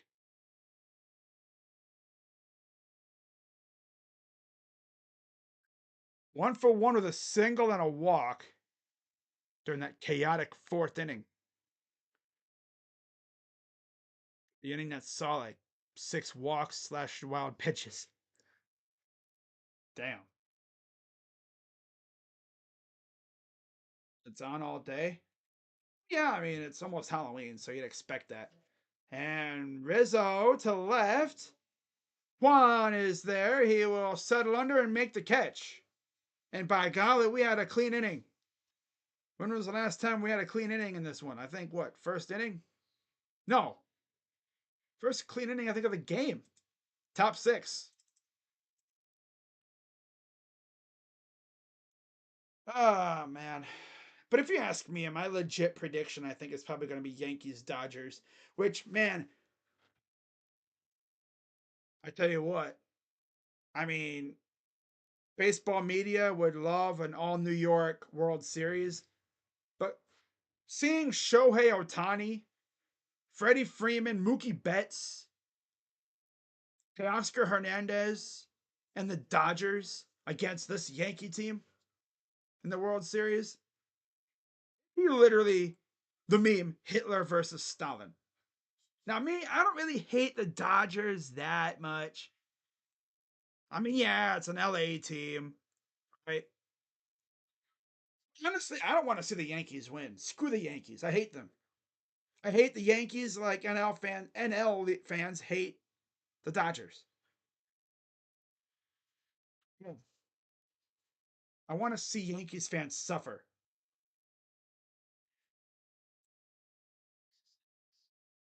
Just be hilarious if we beat the Yankees, but it's just funny how the last time we made the World Series was the one year the Yankees didn't make the playoffs. We went through the Red Sox and the Blue Jays that year. I wish the Royals would have been able to take out the friggin' Yankees, because I tell you what, it would have been fun to watch us against the Royals in the playoffs. That would have been showtime. Just I wish Baltimore would have been able to take care of business too, because they would have two rising young teams against each other. And if there was a team that could have taken down New York, it was definitely Baltimore. Yeah, it would have definitely been Baltimore. Granted, I mean, the O's couldn't score a damn run against Kansas City in 2 games. They had the Yankees number. They were the Yankees boogeyman this year. How the Red Sox have been notoriously the boogeyman, or maybe the Rays too. This year it was Baltimore, definitely. It's a dog. The series just started, and you're talking about the off season. Yeah, I mean the off season's almost here. Regardless, even if we win this series and go to the World Series, the off season's almost here. Like we have 7, 21 games maximum out of the 3 series that's left. The 2 7-gamer in the championship series, possibly at most, and then you have the World Series, which at most could go 7. So that's 21 maximum games left in the season. Strikeout 0 for 1. Here's Rocchio. 1-0 count. Pitch. And all we do is hit fly balls that go nowhere. That's all we do. Never forget the game we played against the Yankees. Was it last year where we scored like 11 runs? 1-0, 1-1? No, how about the game earlier this year against Luis Heel where we just blew the doors off of them? That was fun. I didn't even stream. That was the game I was going to stream, but then I didn't. If I remember correctly, I was going to stream that game, but I didn't. So here's Rocchio. 0 for 1. I thought that was Rocchio. Was that Jimenez? Yeah, it must have been. Surprise, surprise. Most whiffs in postseason game. Rodon has 24 already tonight. And Rocchio to left field. High and gone. Well, okay, Brian. Just hit a freaking solo shot. All right, that's cute. He heard me talk about we need to get a shortstop for next year, and he's like, screw that. Shut up. You're a damn shortstop. Shut up. Stupid.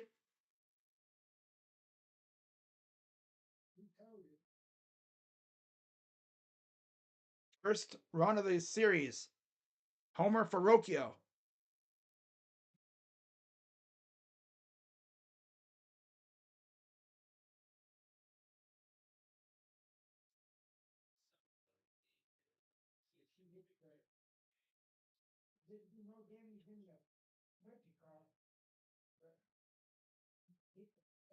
Rushed it. He knew it too. Here's Quan, 0-1 count. Swung on and missed. We're done at 77 pitches. Wasn't for those damn wild pitches and walks and stuff, we'd be looking good. 0-2. Grounder, that'll be snagged by Chisholm.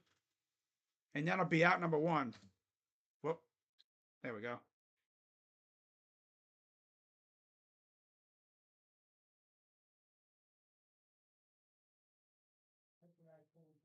Wow.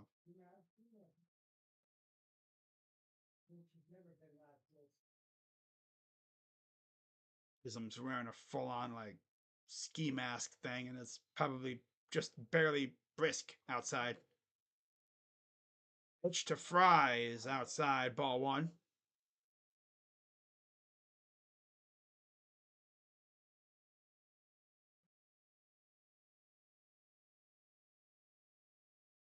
Oh no. Inside, 2-0.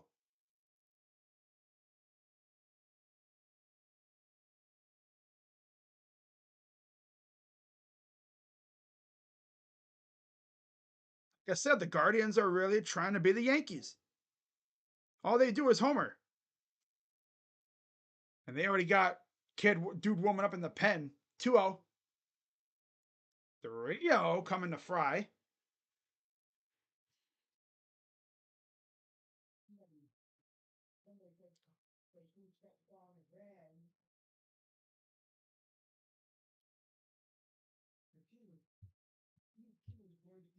The strike.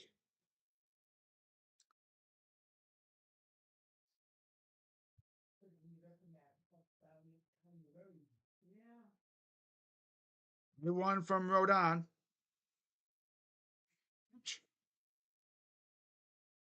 Fouls it back.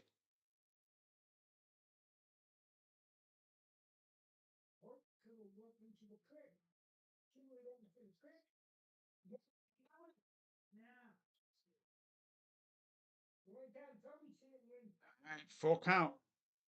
Pitch from Rodon. And Fry to right. And Soto barely has to move. He'll make the catch. 2 down.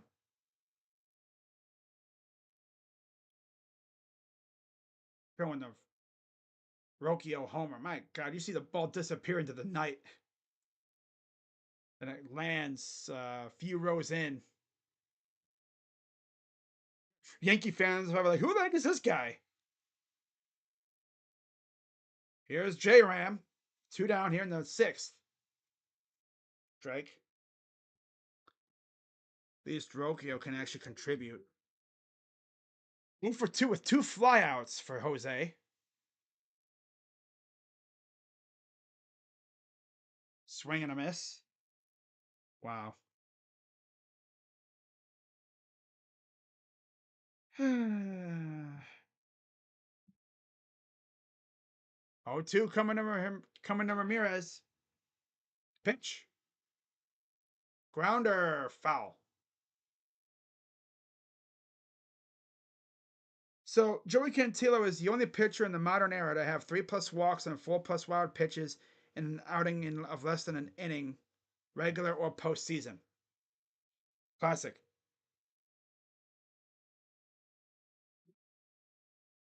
Look about stinky. Pitch. Ball. 1-2.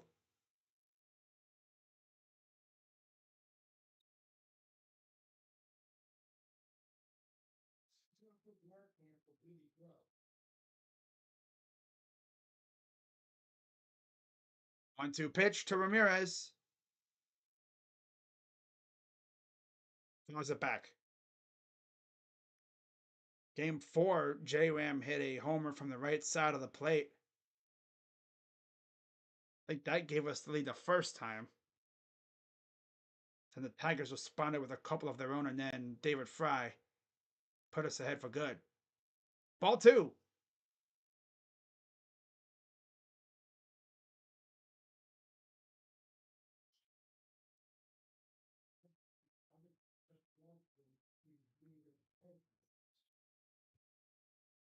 Two. Ball. Full count. Now, can Jose actually draw a walk here? That would be nice to see him draw a walk. There's Lane Thomas on deck. 91 pitches for Rodon. Might be running out of gas. Off pitch to Ramirez. The pitch. Grounder. Foul. Barely foul. Battered his bat, so he'll need a new one.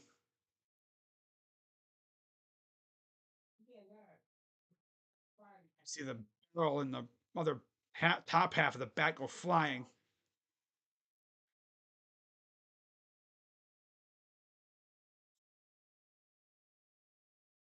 The Yankees fans were really relieved to see not the Astros in the other dugout for once. Way off pitch. Pitch. And Ramirez to left. And the wall caught by freaking Judge because he catches everything. It's the second time he's caught a high fly ball from Ramirez. We go to the bottom of the 6th. Of course. The only way you can really outrange Judge is if you hit it off the wall or out of the park. Mainly out of the park. And if you're gonna hit one, try to outdo Judge when hitting it out of the park, you gotta like hit it like what would be several rows deep. You can't hit a wall scraper against Judge because he'll probably rob you if you're not careful. Just ask Francisco Lindor in 2017.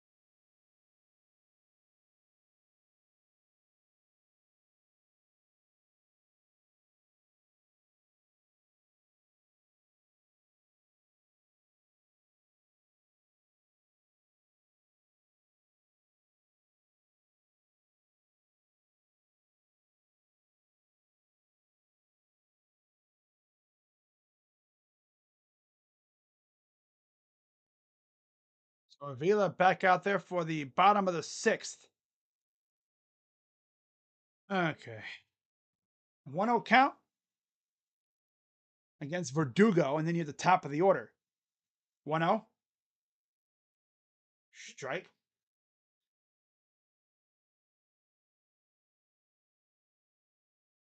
All right, 1-1. Here's the pitch. Ball two. Yeah, the plan right now is I will stream most of, if not all of, the Guardians playoff games. Pitch. Fouls it off his leg. Am I doing a live stream? No, I'm not doing a live stream then. No. Crazy how close we are to the election, though. I will never forget the 2020 election. Not just because of what happened, but the process, right? It took a couple days to finalize everything. Like, that was crazy. I've never seen an election take so long, but because of the situation, they had to do everything remotely and everything, and they really didn't allow much in terms of in person. They allowed its biggest problem was the early ballots, the mail-in ballots. They had to count. That was the biggest problem. Again, because of the situation, people staying home. They have mail in their ballot. We'll see how it goes this year. Of course, bouncer fouls it off. Like, it's not fouled off, but nobody on base this time. Here's the payoff pitch from Avila. Was Avila. Avila, pitch. Swing and a miss. Struck him out. We can't get over what Matthew Boyd did in that game 2 against the Tigers. That dude went punch for punch with Tarek Skubal.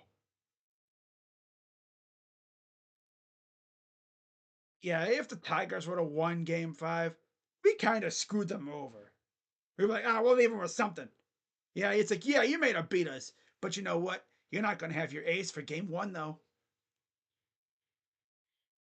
I think they probably would have pitched him in game 2, though.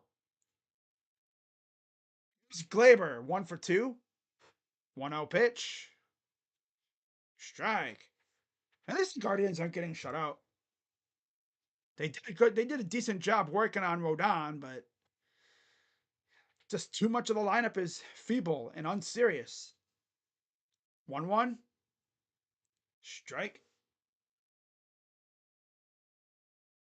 It's Tanner Bybee. He'll be going tomorrow night.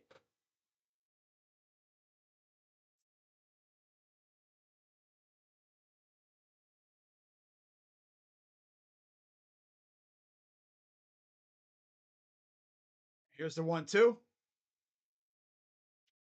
And Torres hits a little soft flyer to Thomas in the outfield. 2 down. And they have Holmes warming up in the pen. Holmes has been not great, or at least he wasn't great. And there's Sarabrowski. He'll be coming in for this final out. Another one of the youngsters. We called them up at the end of the season.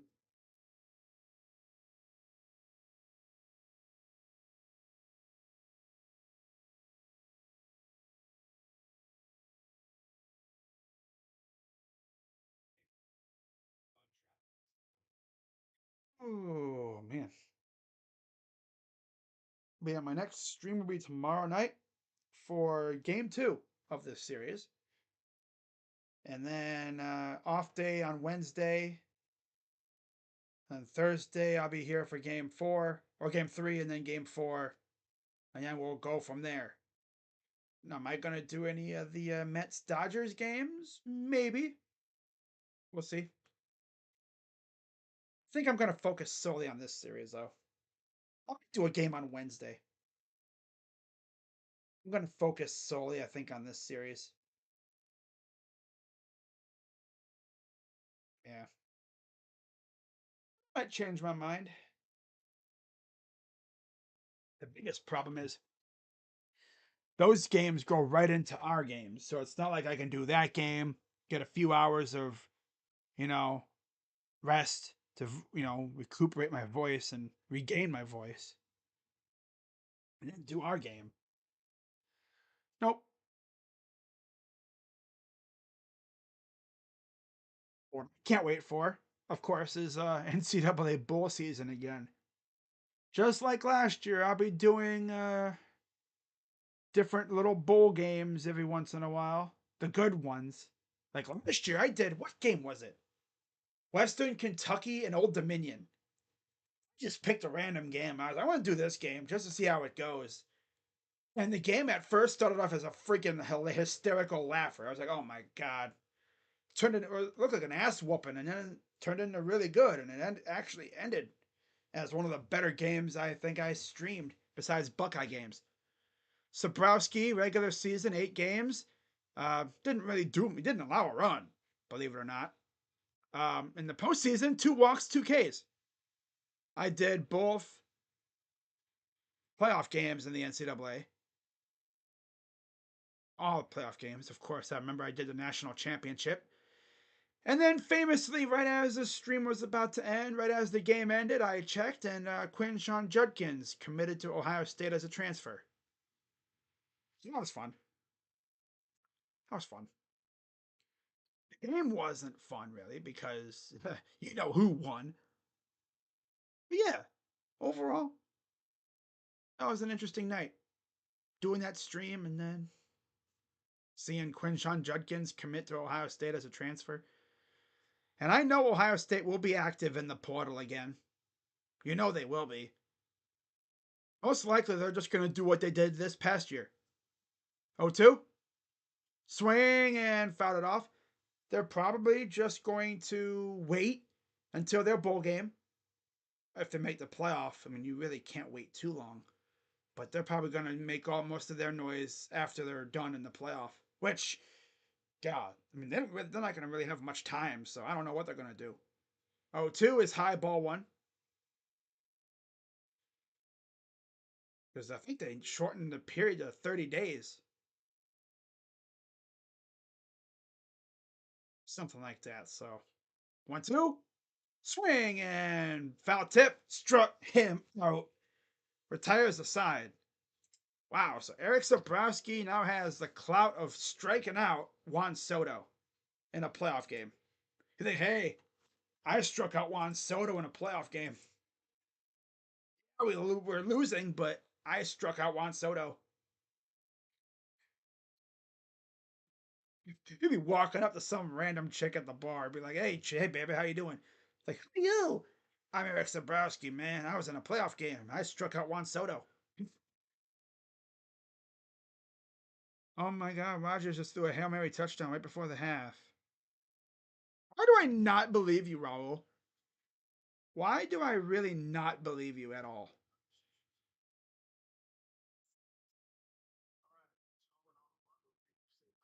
I have a feeling that's 100% cap. Well, the Nailers. Oh, the War Raiders. Okay, so the Viking Raiders are no more. Change their name again. God. Wow. Jade Cargill turned on Bianca Bell. Oh, okay. I thought. Okay. That's a good one.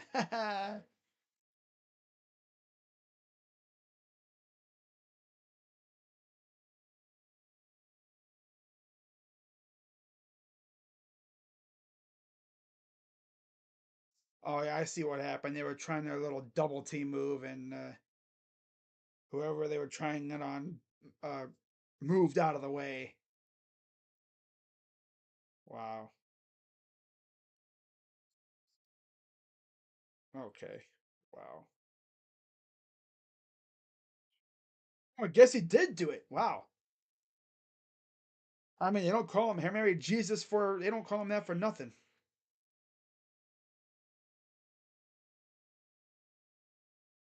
Oh, incomplete. Wait, one said touchdown.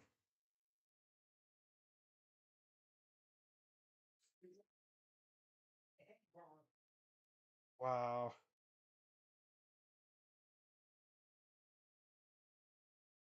That's actually crazy, but they don't call him Hail Mary Jesus for nothing.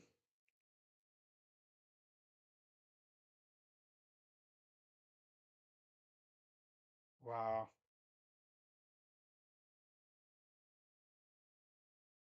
I need Buffalo to win because then I'll go undefeated this week and pick them.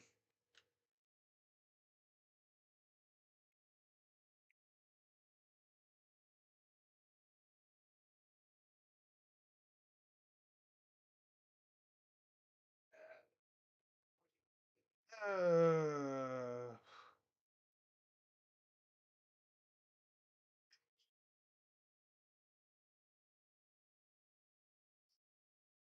so here's Lane Thomas. 6 innings, 3 hits, 1 run, 9 Ks for Rodon. So his night's over. And the new pitcher, Clay Holmes, gets Thomas first out of the inning. 3-5 record in the postseason. 5 innings, 3 hits, 1 walk, 3 Ks. I think I saw something that said that they have not allowed a run. The bullpen is not allowed a run this postseason. Granted, it's against Kansas City, and if you stop Witt, Perez, and Pascantino, and even Melendez and Garcia, you pretty much can strangle their offense.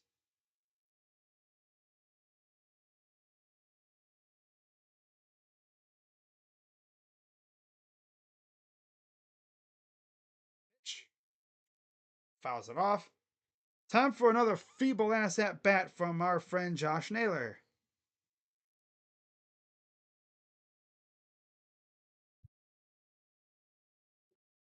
Feeble. They got Tim Hill warming in the pen now for the Yankees. 1-1 the Naylor. Pitch. He really offered at a pitch low. Can this loser like be serious one time, please? Like, geez, and give me tickets, man. Just trying to say cheese and crackers. 2-1. And Naylor right at Judge. 2 down. Where he actually hit the ball. I'm surprised, but loser has to hit it right at Judge. Like, you know how much of a seed you have to hit to get it past Judge or Soto? You'd have to hit it practically 100 plus miles per hour. As Cal Manzardo will take an at bat for Noel, pinch hitting here. And we're going to have Coach Blake go out to talk. Matt Blake got to start with the Guardians as their pitching coach, a bullpen coach, and then he went to the Yankees.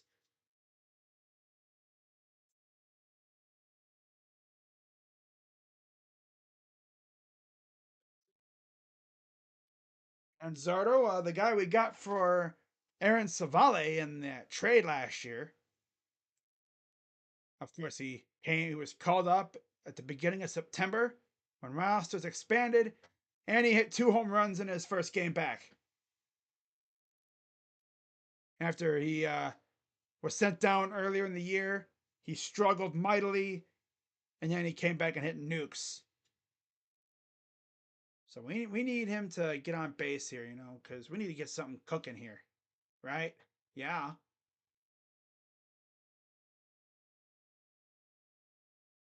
Yeah. Here's the 0-1 to Manzardo from Holmes. Inside, ball one. Never forget, before the season started, the Guardians actually got Christian Bethencourt, catcher, off of waivers, and then they traded him a few months later. Not even. 1-1. Fouls it off.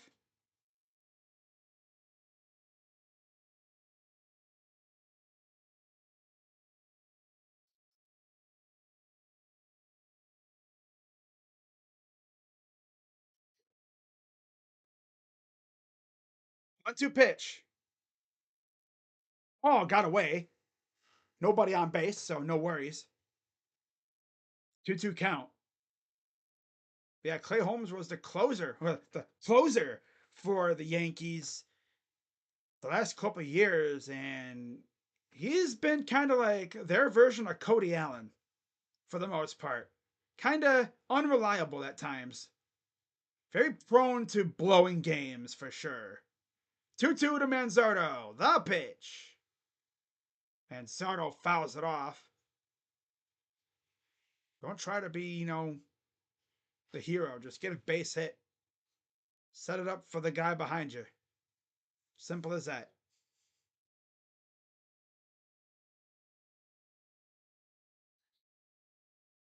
2 from Holmes. Pitch. Fouls it off.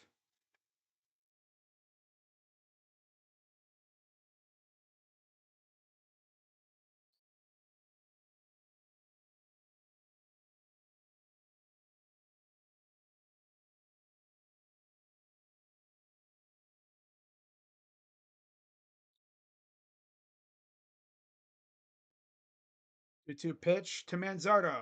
The pitch.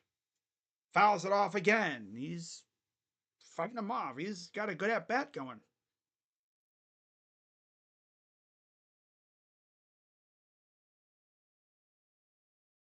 Sweeper, sinker.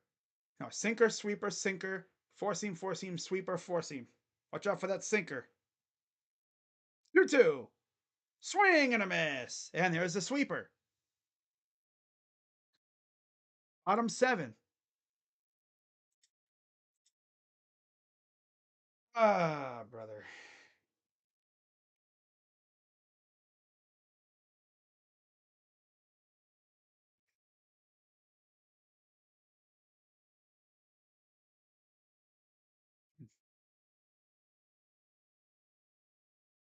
Yeah, Raul, with the way people are these days, I had to make sure that that actually happened. That's Aaron Rodgers for you. You know, they don't call him Hail Mary Jesus for nothing.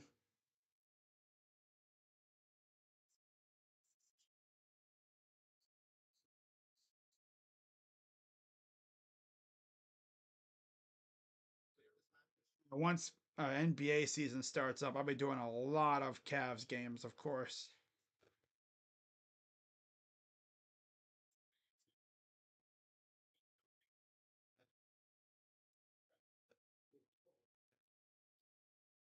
Uh, Plan is right now I will be live for the first basketball game of the season for the Cavs. Rocchio's 6-game hitting streak ties Lonnie Chisenhall and Johnny Peralta for longest to begin postseason career in Cleveland history. Ryan freaking Rocchio. Oh joy.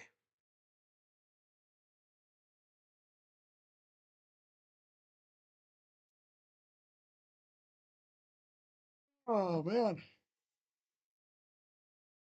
Just over 2 hours. All right. My fantasy team's looking good though. I mean, of course it is.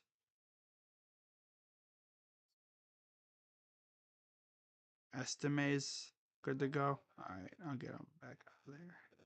Survivor pool. Let's see how many people are left. All right, Sports Fury Survivor pool. 8 people are left out of 400 in the original Survivor, and okay, did one person like not even make their pick or what? Or they did? It was probably for this game. Well, there's definitely 4 people left, and maybe 5 as of right now. That's tough. And then in the second chance pool that was made, there's 11 people left.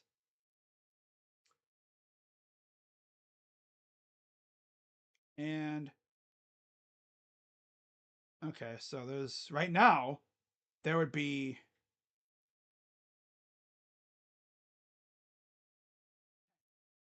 so only one person would be going down in the second chance pool this week.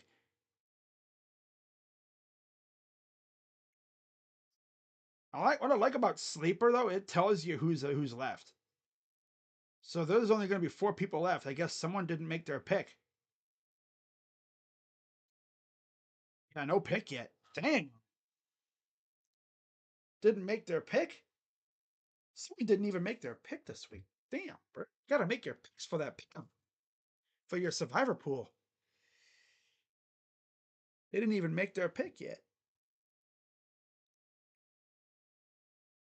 Oh, man. I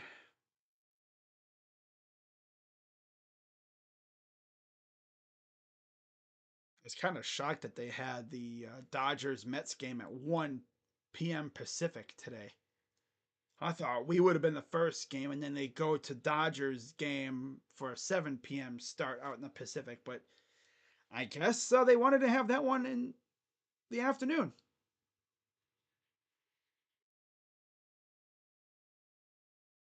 So Aaron Judge,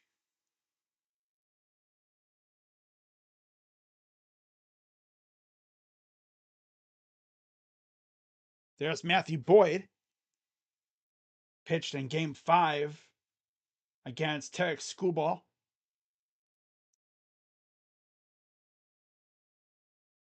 I think this is the deepest he's gone into a postseason in his first appearance, of course. I mean, it sucks for him because he was with the Tigers when they were absolute ass. And there's Daniel Schneemann. He now goes to right field. John Kenzie Noel, who was pinch hit for by Manzardo.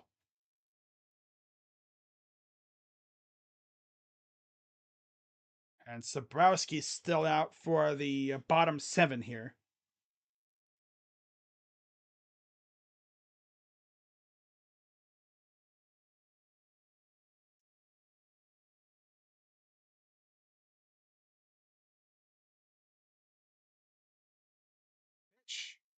Fly ball to right, and welcome to the playoffs, Daniel Schneemann. Makes a sliding snag to get Judge out.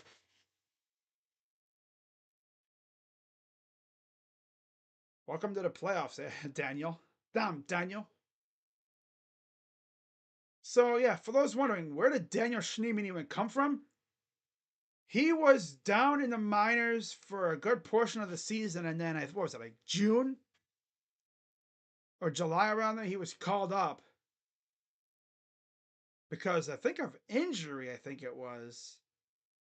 And he just they never sent him back down. Wells 0 for 3 with a flyout. Here's the 0-1. Fouled it off. I have a theory.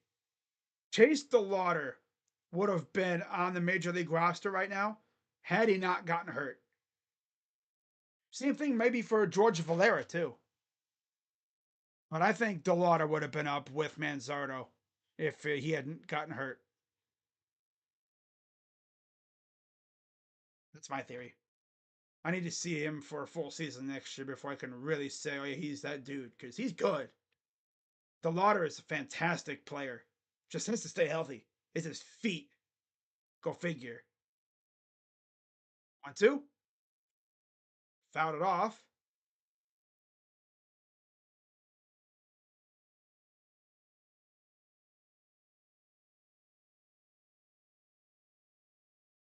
I will say that the Guardians should have a good amount of money to spend if they choose to this offseason. Thanks to the sellouts and stuff that they had. They had like 14 sellouts. They had like over, I think, 2 million fans in the stands this year at Progressive Field. That was the most fans they've had in a while, which is great to see. Thanks to the ballpark pass that they had and all the other deals. Swing and a miss, struck him out. Not to mention, if this series goes long, that's some more revenue for us. And if we somehow, some way go on a World Series run, that got us Edwin in 2016. I don't think we get Edwin if we don't make that run. That run alone paid for Edwin. And here's Stanton. I must have Judge. No, we just got him out. Yeah, here's Stanton. Walk and a run scored, 0 for 2.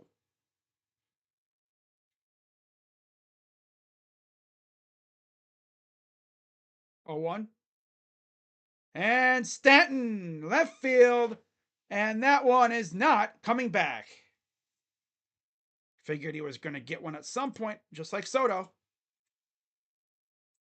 You got to know his zones, and 114 off the bat.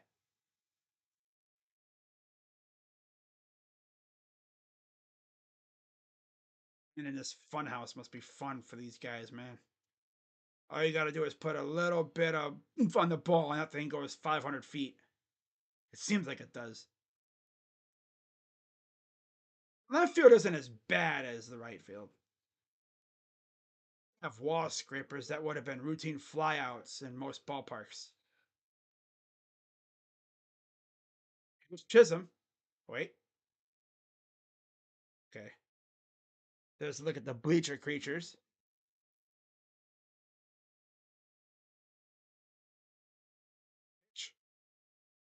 Fouls it off.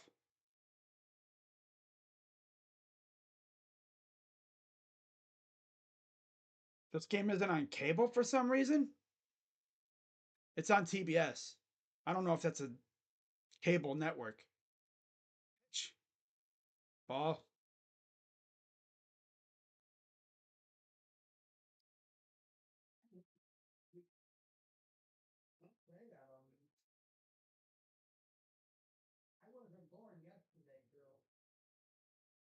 As I'm fouled it off.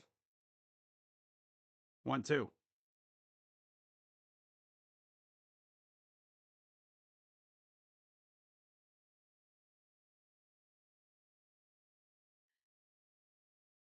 All right, here's the 1-2. Ball.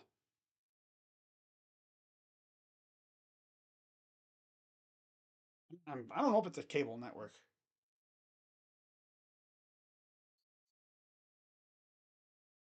Pitch. Grounder foul.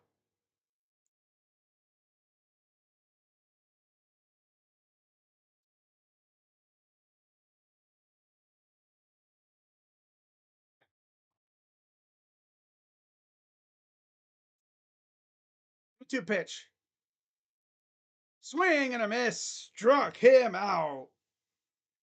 Not before Giancarlo adds another home run to the list. And it's now 5-1 Yankees. For the eighth. Whoop. There we go.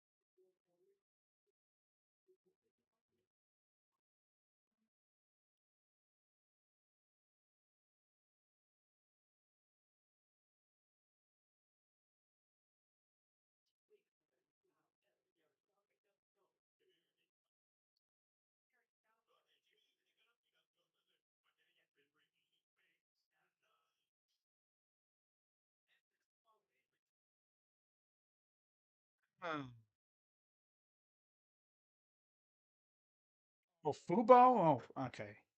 Oh, you have with two hands? That's what I use to watch the Cavs and the Guardians. Yep. Came up so clutch. That's for sure.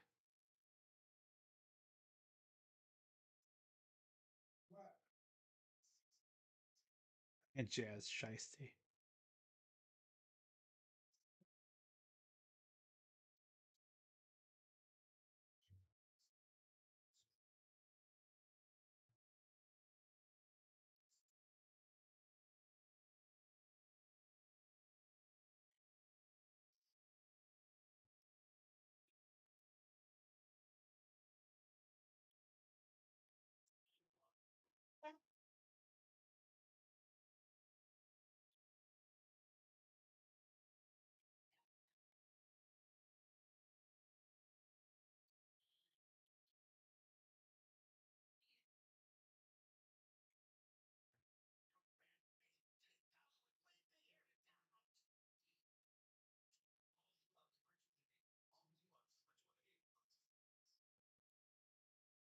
Uh,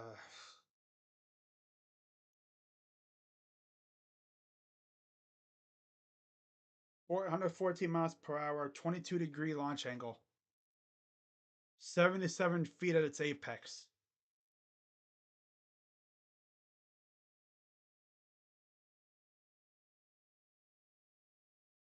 So Austin Hedges comes in as a pinch hitter here for Bo, I guess, against Tim Hill. Strike 1-1. Tim Hill 4-0 in the regular season. Postseason, 1 inning, 1 hit, 1 run, no earned, 1 save, or 0 for 1 in save opportunities. And there's a fly ball to right. Soto makes the catch. 1 down.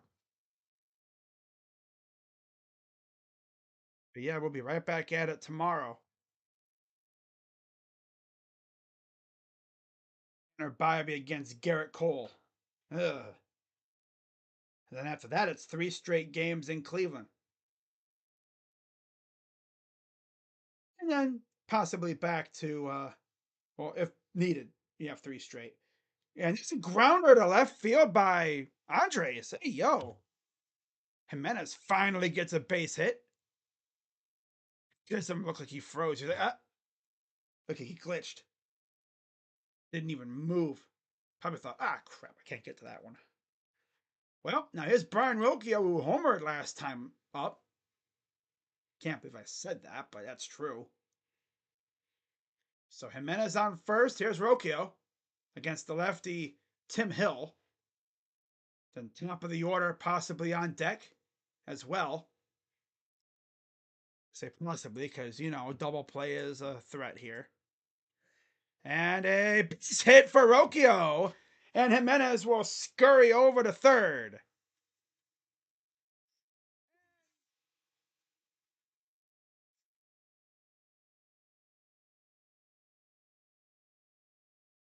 Oh, what the heck was that all about?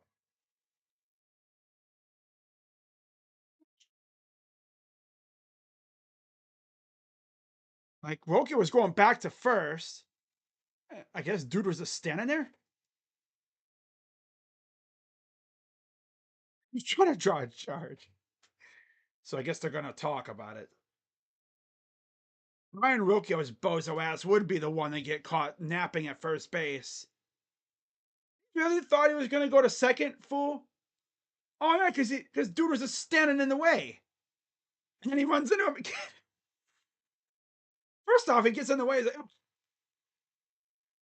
what's this bozo doing? Standing up. Oh, I would have trucked him. I don't even care. I would have trucked his ass. It's like, get out of my way. Out of my way.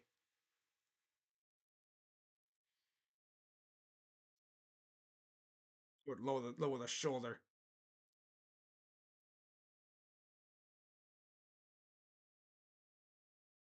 Oh, they said second base. Because he was going to second, and the first baseman dude just and he got in the way of Rocchio. And then he was going back to first, and he didn't move.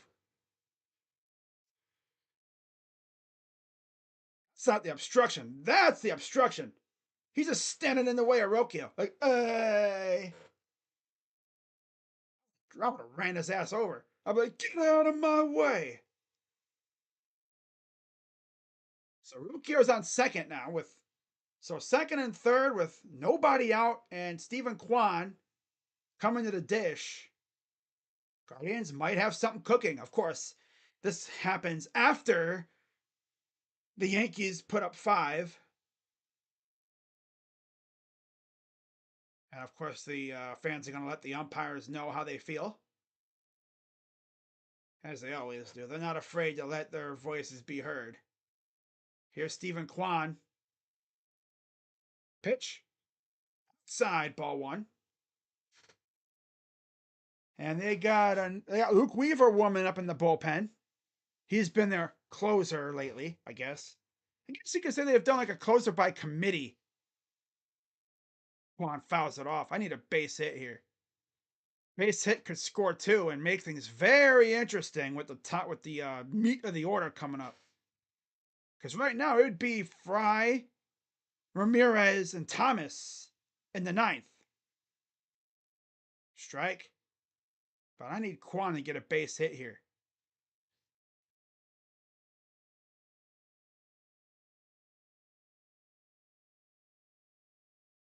One, two to Kwan. Fouls it off. Of course, it's not like we've never faced Tim Hill. We faced him back when he was with Kansas City and I believe Chicago, the White Sox, and I think with the Padres too. He's been a few places. Loops it into a for base hit. Runner scores. So first and third with 1 out, and it's 5-2, tying run to the dish.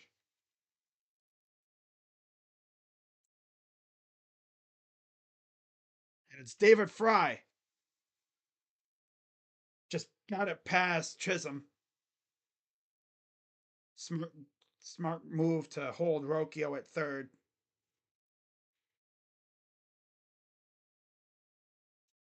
See if they can add some more to this. Boone's got to be careful because you know who's on deck. And he's been awfully quiet. And that'll do it for Tim Hill. So Luke Weaver will come in. Luke Weaver coming in with a little sticky situation. 1 out and 2 on to face David Fry.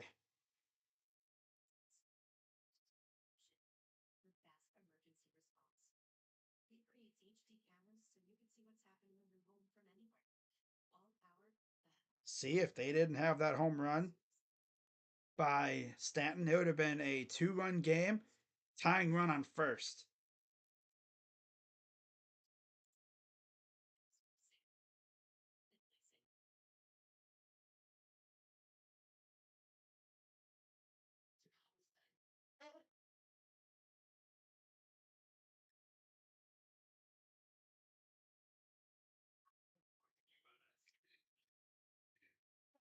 Fuzzy, so something else.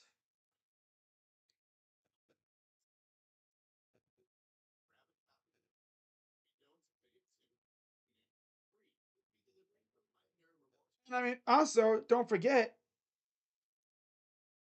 if, say, Joey Cantillo didn't literally poop himself on the mound, not literally, but if he didn't pretty much poop himself on the mound, this game might actually be like a 1-run game with tying run on third. So they had their home run by Soto. Then you had 2 runs score on wild pitches. Then you had a sac fly. And then you had the Stanton home run.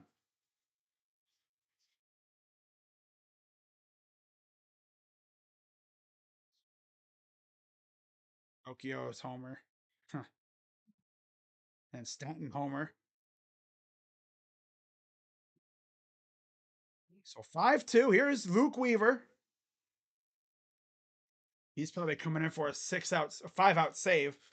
4 in the third innings, 2 hits, 5 Ks. By the way, that was the first run allowed in the postseason for their bullpen, by the way. That's crazy. And there was, it's Will Brennan coming in. I figured it was probably going to be him.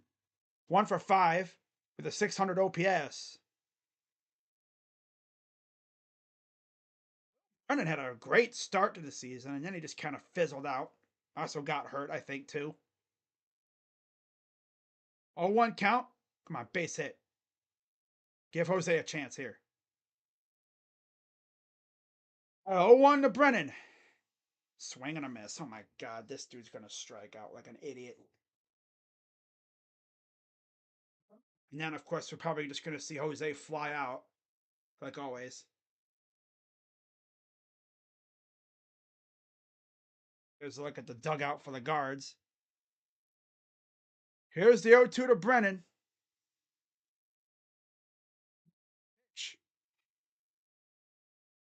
Swing and a miss. Yep, great use of the pinch hit. I would have rather had David Fry hit there if that's the way it's going to be.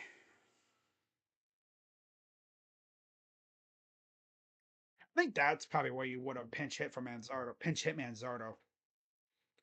Feeble ass at bat. Thank God for that 1 run by Rocchio or Kwan. I don't think we score anymore.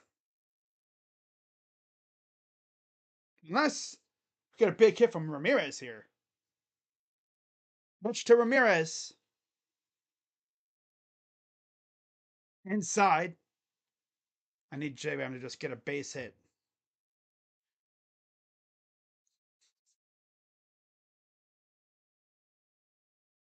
First. Got back in time. There's Naylor. Wondering if he'll get a chance here in this one. In this inning. He's up in 2 batters. Here's the 1-0 to Ramirez. Chopper. Just gets out of it. Only giving up 1 run that inning. Yeah, I had a hunch he was probably just going to do a little soft, a little weak ass little dribbler. Bottom 8. Well, man. I will say, you know who's not feeble? Rocchio. Who would have ever thought the least feeble bats in this lineup right now are Rocchio and Kwan? I love it though. Rocchio and Kwan are the least feeble bats in this lineup. Who would have thought? Uh, well, Brennan, bro, I would have rather just see Fry hit, but it is what it is.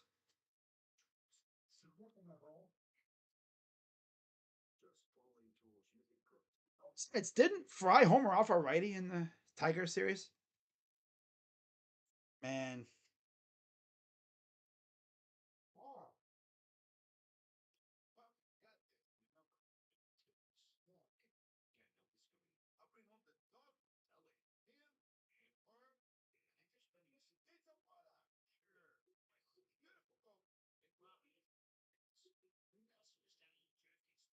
uh,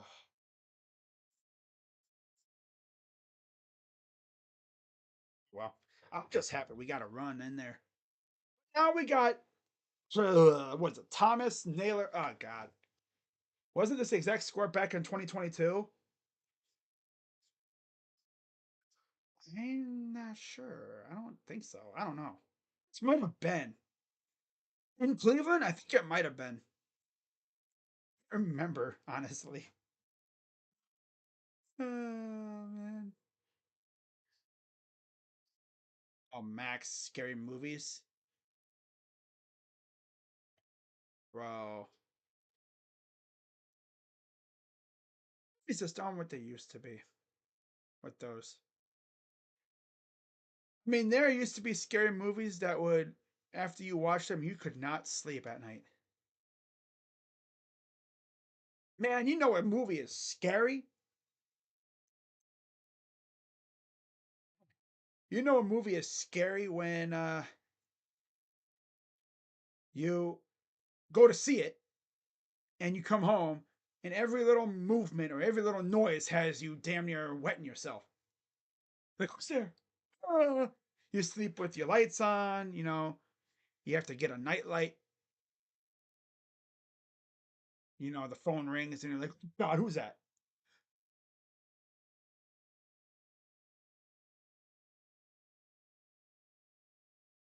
The story in this game, well, that was it. Fourth inning.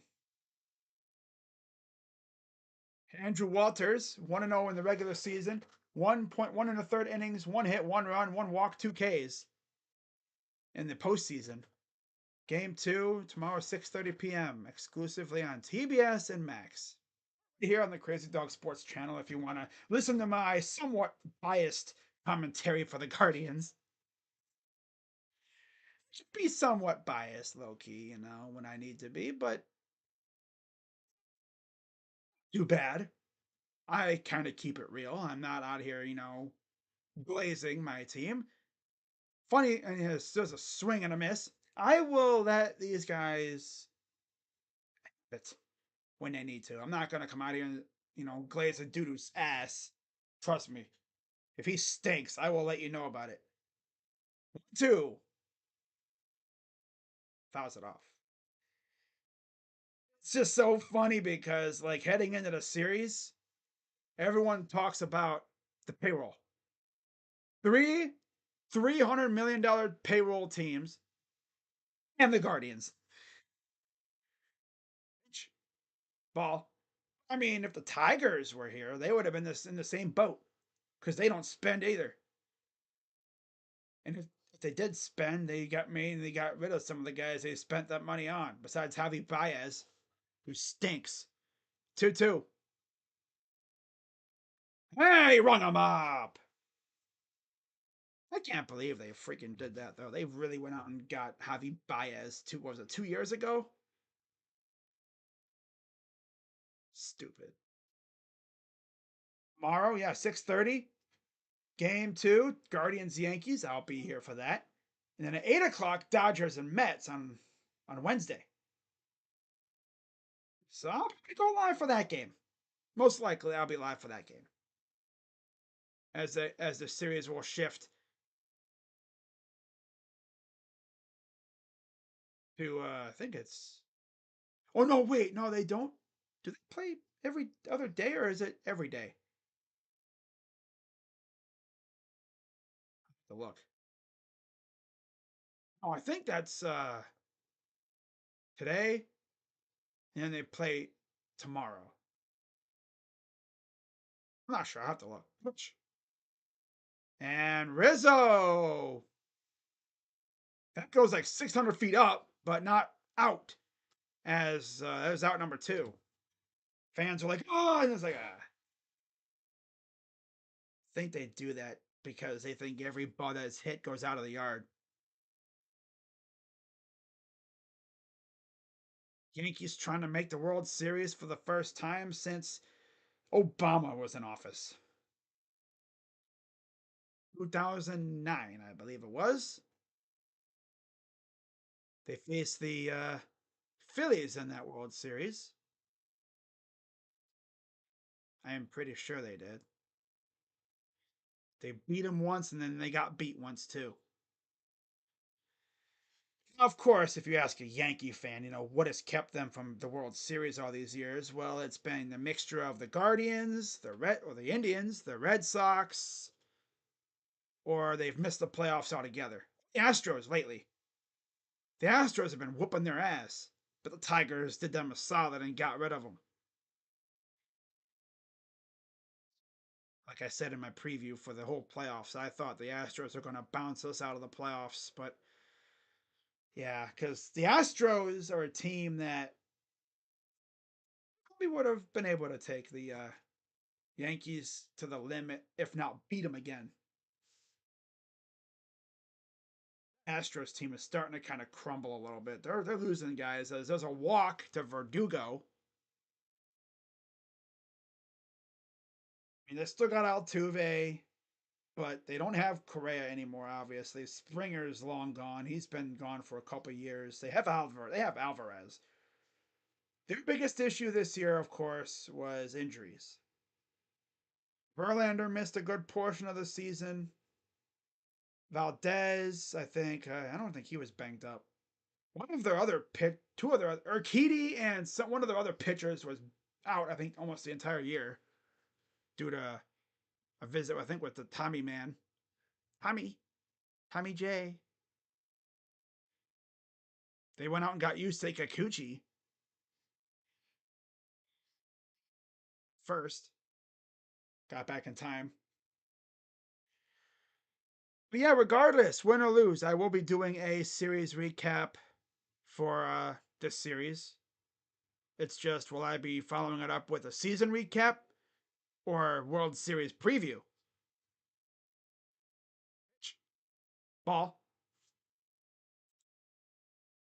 I was the vice president. Yes, you were. Ah, that's funny. That's crazy when you think about it.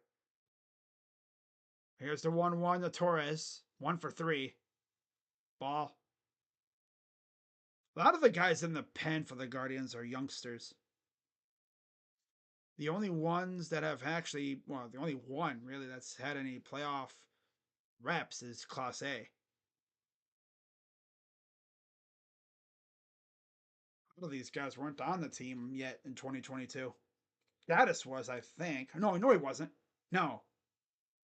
He started off as a starter and they put him in the pen, and that's where he found his spot. Most of the guys in our pen haven't been in the league that long. 2-2. The pitch. Fouled it off.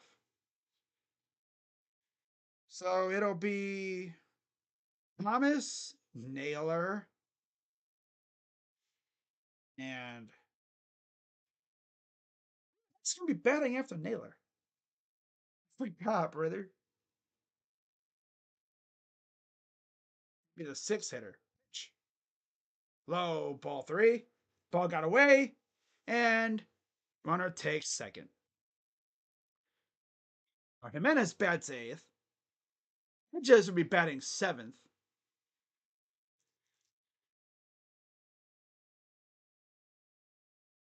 Neiman? Yeah, it would be Schneeman. Imagine it comes down to Schneeman. Oh, God. Oh, bro. Another wild pitch. Hey. Pitch to Torres. Pops it straight up. Foul. Yankees fans, I'm sure, were celebrating when they heard the Tigers took out the Astros. I mean, if you asked a Yankee fan on social media what they thought when the Astros were bounced, they were like, oh, this is the easiest road to the World Series yet. Right now, it seems like it until you get to the freaking end and you either got to face the juggernaut Dodgers or the Mets. Founder right at Naylor. He'll scamper over and get the final out. And so let's see if the Guardians can get something going. Top of the ninth coming up. Weaver coming back out for a 3 more out save. He got 2 necessary outs in the 8th with a little bit of trouble. And of course, their bullpen finally gave up a run.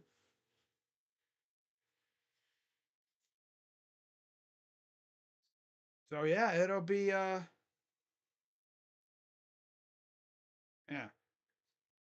Thomas, Naylor, and Schneeman. No. Sounds like some freaking weird law group. Thomas, Naylor, and Schneeman. We will make them pay. Make you look good. Yes. Yes. Time for the most feeble at bats ever, ladies and gentlemen. It was actually not going by too long. It's only almost been 3 hours. Like how the Guardians woke up like late in the game when it was already pretty much over. Like it would have been fun if this was like a 2-2 game. It would have been most likely if it wasn't for those damn wild pitches. Because all they would have had, well, no, it would have been 3-2, I think. Because all you would have had was the 2 home runs and the sac fly. You know, they brought in Joey Cantillo in a very unenviable situation with bases loaded and nobody out. And there's no surprise he gave up a couple runs. So it'd been, yeah, Thomas, Naylor, Schneeman do up. For the most feeble 9th inning ever.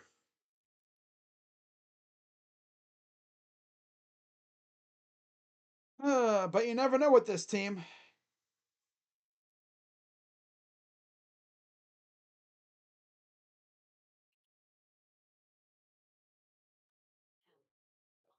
How about this?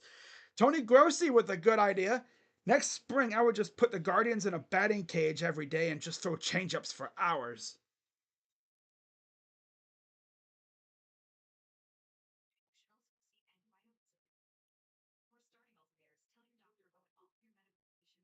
There's a team I want to see win the World Series. If it's not going to be us, see, it'd be cool to see the Mets fans win one. You know, it'd be cool to see that because it would finally justify Uncle Steve spending a god tier amount of money.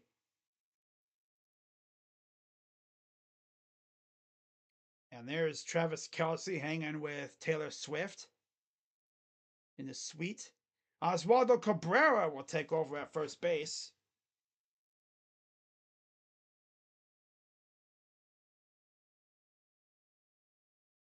Here's Lane Thomas.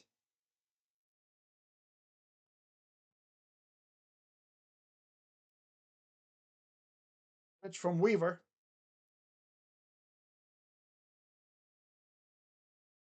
Down 0-1, going into facing Cole.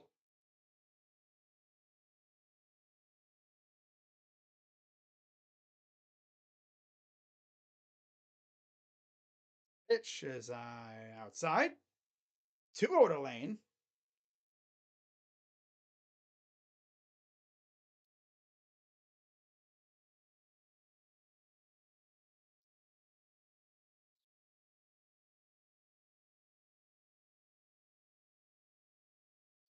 All 3.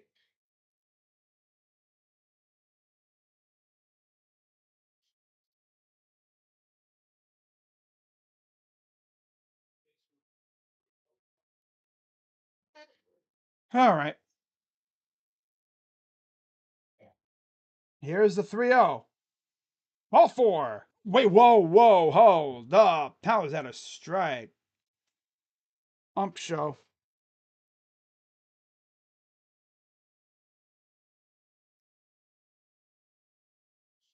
Oh, brother. 3-1. Pitch. 4. And there's your leadoff base runner.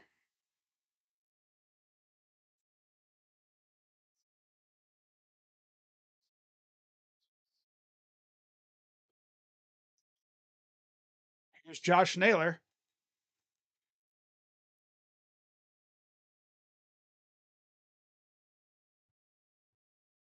Yeah, honestly, I don't know if I bring back Cobb. Yeah. But hey, bring back Boyd, though. Boyd! You gotta bring him back. He's too damn good to let him go.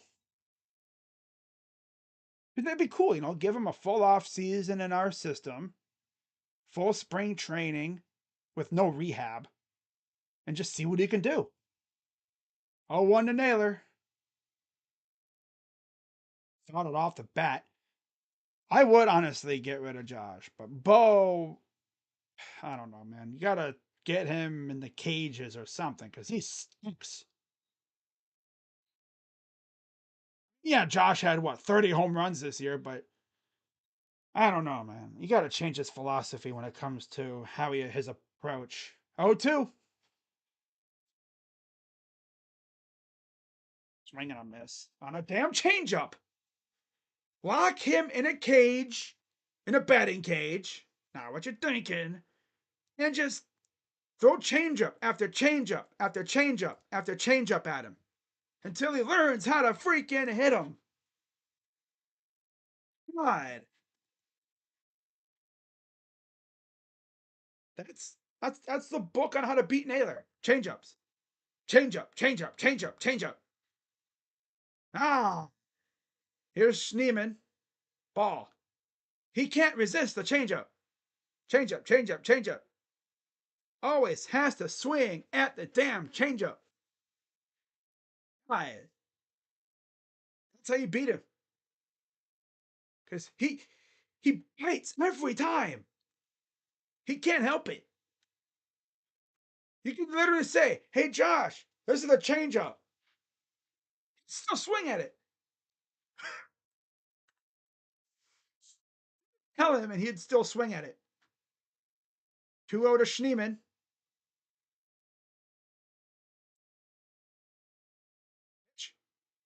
Ball 3. This dude can't locate, but Naylor can't stop swinging. Well, nobody right now because he's already out. He's the first out of the inning. There's John Kenzie. 3-0 to Schneeman. The pitch. Strike. Yeah, okay, that's smart. Take a pitch. Friggin' Naylor.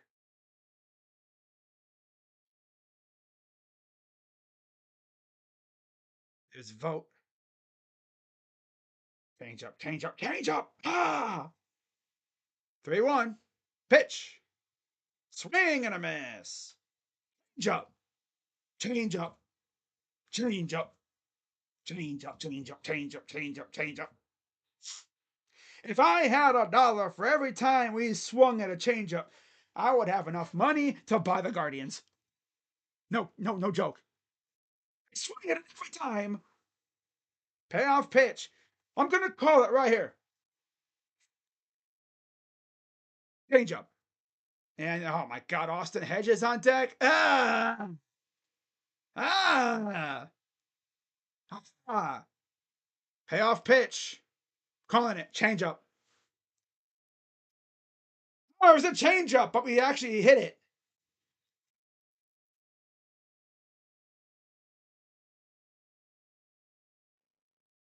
Lock this entire team in a batting cage for the entire winter and say, don't come out until you get at least a dozen hits off a changeup.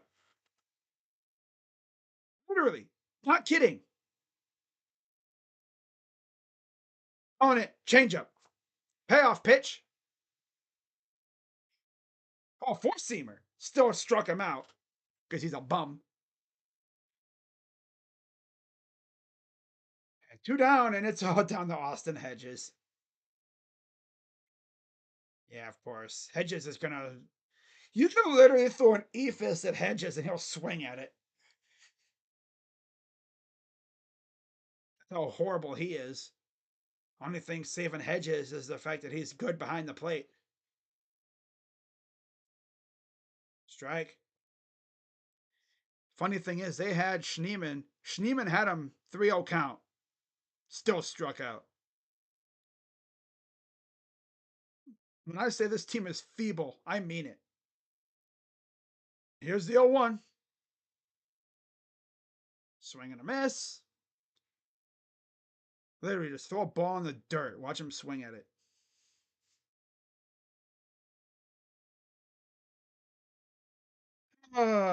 Hedges. Here's the 0-2. Popped it up and out of play.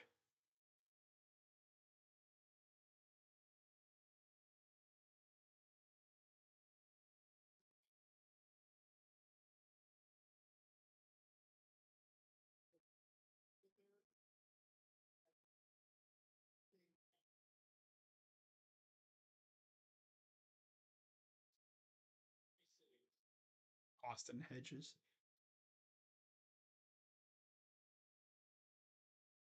Pulling it right here. Change up. 0-2. The pitch. Swing and a miss. A change up. Of course it is. It's always a freaking change up. And that is it for game 1. So Yankees carried largely by Carlos Rodon and some timely offense. Take game 1.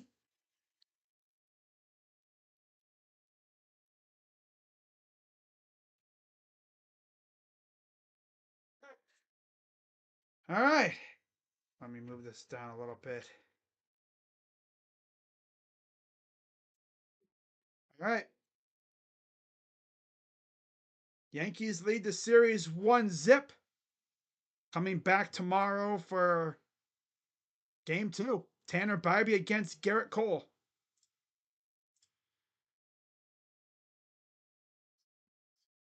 All right, let's go through the stats real quick, and then I'm heading out.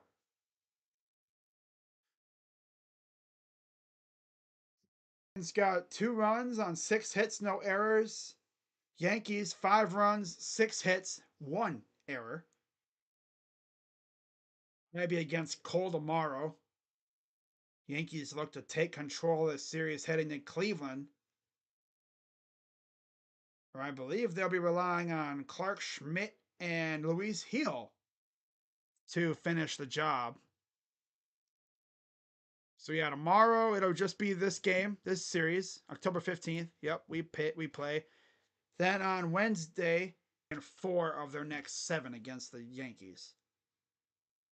4 games, you have to win 4 of 7. That would be a very tough ask for this team right now with how they are playing.